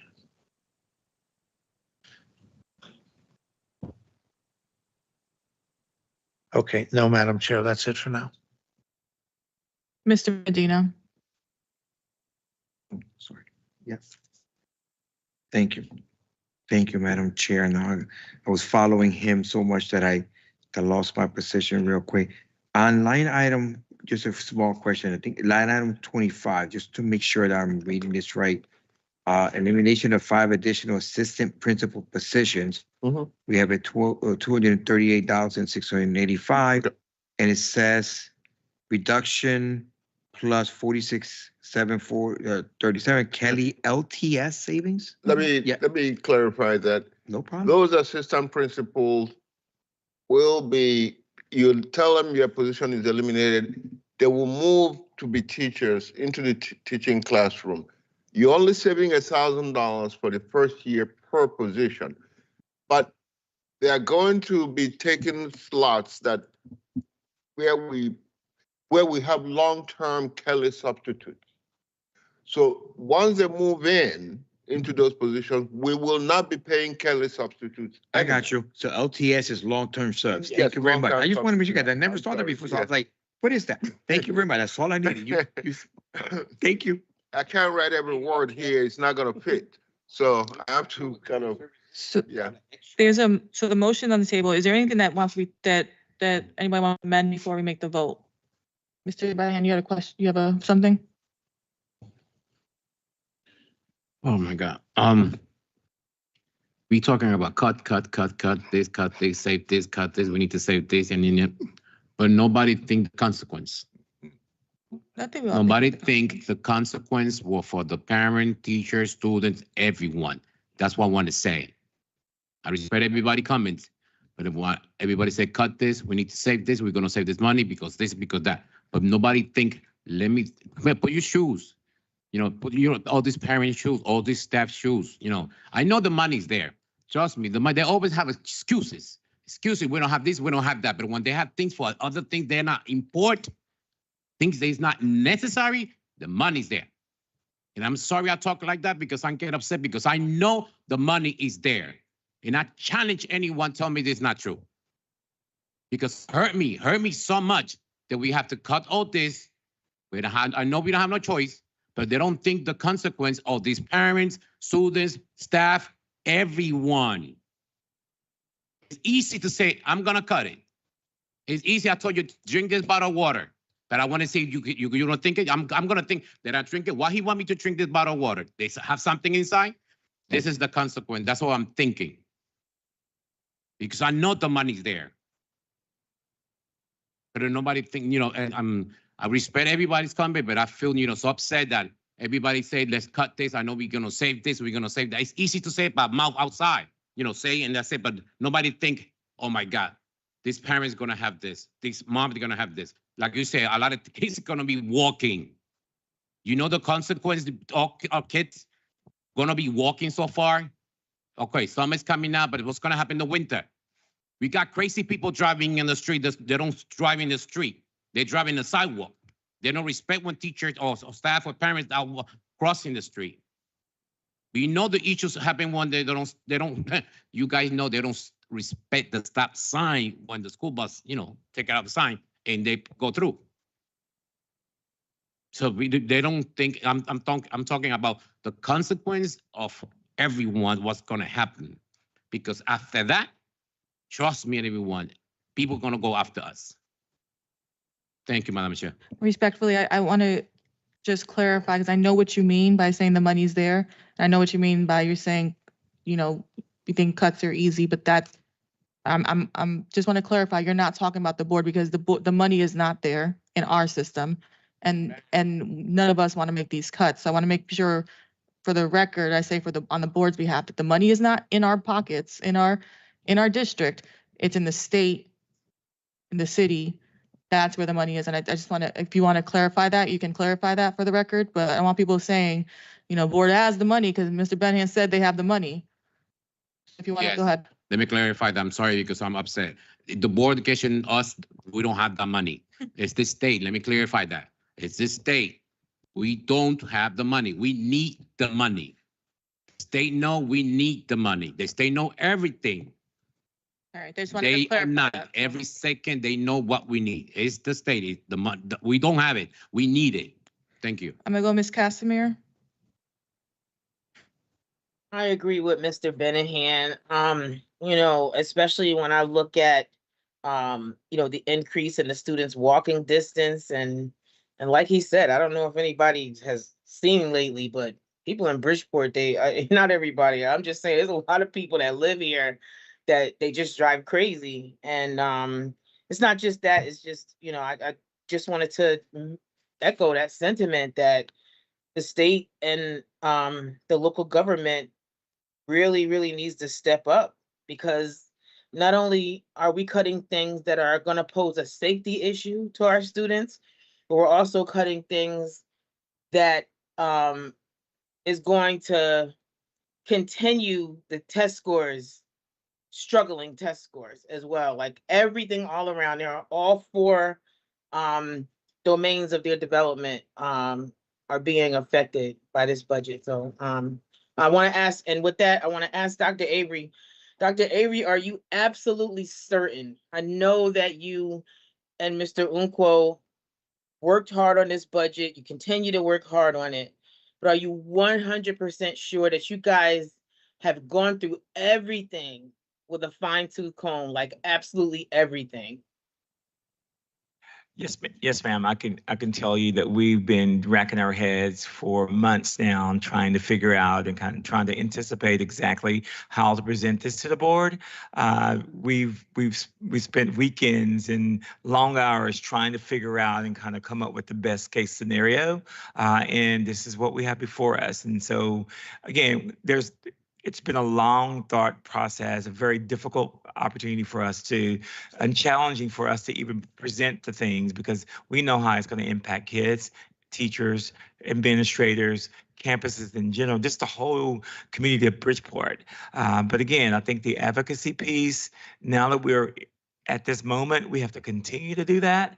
And that's the only other option that we have. And I think we have to stay together, focus in on what's in the best interest of us holistically and make our voice heard. So I'm vowed to do that. My staff is vowing to do that. The board is vowing to do that. So let's keep the pressure on our state, our delegates, our city of Bridgeport. We just have to keep it out there, and with the grace of God, he's going to be able to provide a way for us to get through this harbor situation that we're in right now. So again, that's my hope, and hope is alive is where I see it. Thank you. I'm sorry, Ms. Casimir, do you have anything else? No, I said thank you. Oh, thank you. The vote tonight, obviously, but whatever we vote on tonight, if in the end of the month or end of May and June, when the budgets are passed from the city and state money is approved, we will come back to the table, obviously, and these are the first cuts we're looking at to bring back. So I just want to make that clear to everybody. And so I want to, if that wasn't clear, we have a couple more questions and then we'll go from there. Traber? Yeah, I just want to be clear to Mr. Benahan Grajales. I have to see things a certain way, Albert.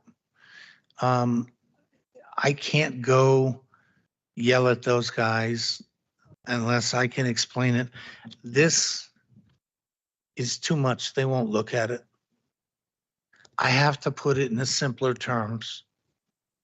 I have to put it in terms they'll hear me. If I say, look, read this list, their eyes will glaze over.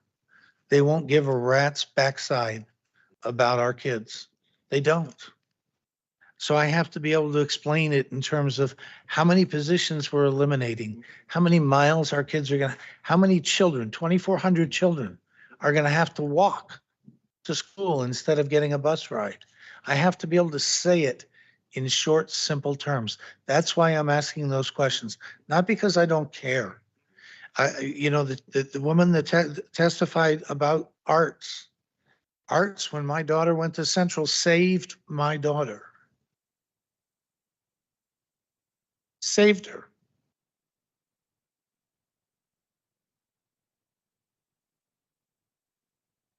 I can't talk about it. So I have to be able to see the numbers in a way that I can go advocate strongest for them. So don't take my questions as not being angry, as not being passionate. Believe me, brother, I'll be up there with you, being just as angry and just as passionate, just as committed, and shoulder to shoulder with everyone else up there that's fighting for our children. It's just the way I have to see the numbers to make my arguments. And we all have our different way of doing that. And I know how you do it, and you do it quite well. So we'll all be in there together. I know. Thank you, Madam Chair. Medina, Mr. Medina. Thank you, Madam Chair. And also thank you, Madam Chair, for clearly stating that we are the ones that don't have the funds. The state does, like Albert was saying, that's what he meant to say. The other individual to Traver's statement is Dr. Henry, is in charge of the FAME and the entire arts program. You know, I had a heart-to-heart talk with a few people during the weekend that were calling me. I had a heart-to-heart talk with her, and this is emotional for us. My daughters, all three, also went through the arts. They're all still performing, and I'm here because of them. I'm here because of what we advocated for. So this is a reality. Senator Kathy Olston was the one that I was quoting before, and I'll quote, and I'll be very short. You can't maximize funding when you don't have enough to begin with.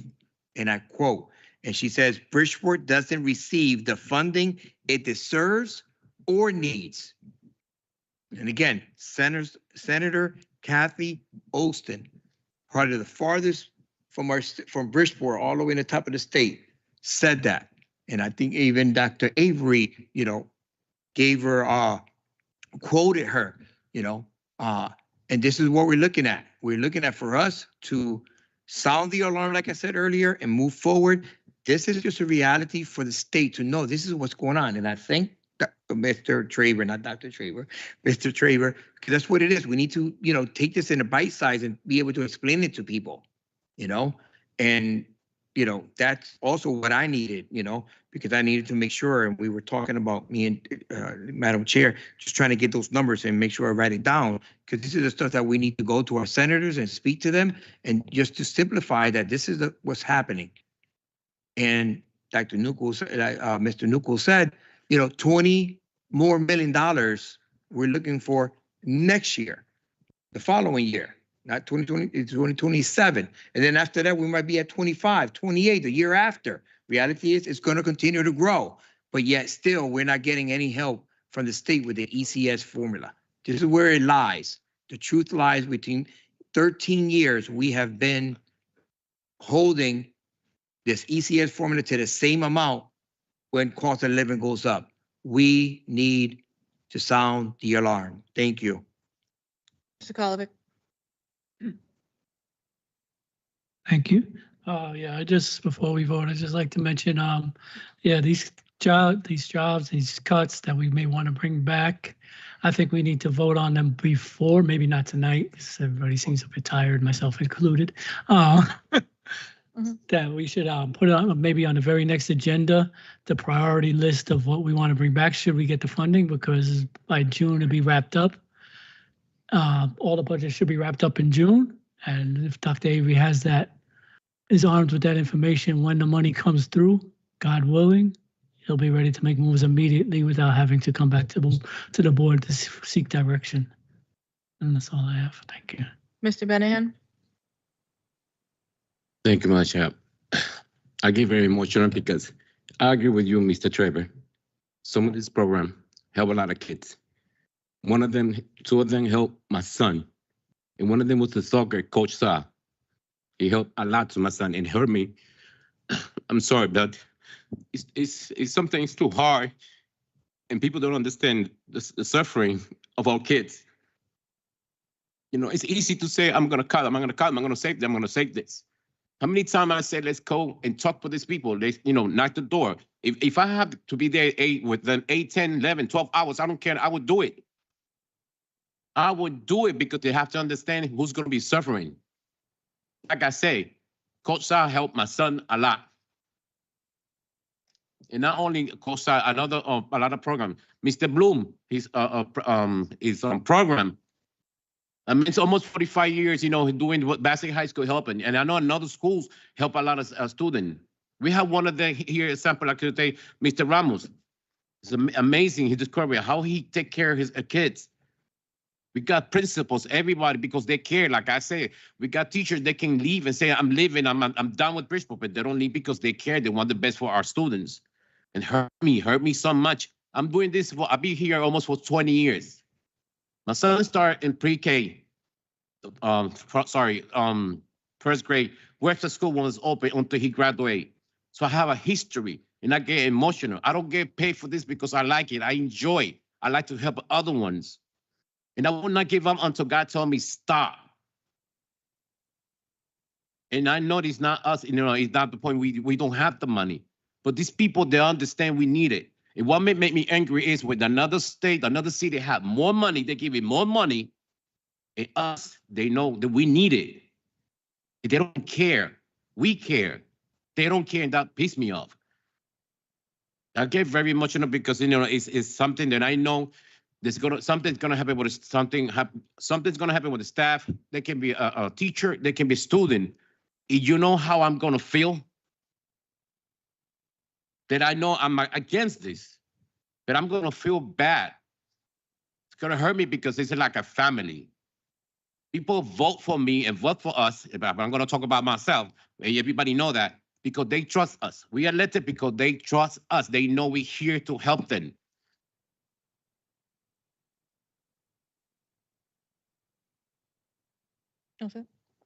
No, yeah. So I just want to say that for the record. Thank you. What's on right here? All right, so we're gonna see no further questions. We could go ahead and take a vote. We do a roll call, please. Mr. Sokolovich is requesting a roll call. Let me know when you're ready. Oh, I'm sorry, I have to put you on. Go ahead. She's not here, but for the record, I'm gonna call her name. Christine Baptiste Paris. Ms. Akisha Casimir. Pass. Ms. Maritza Estremera Jimenez.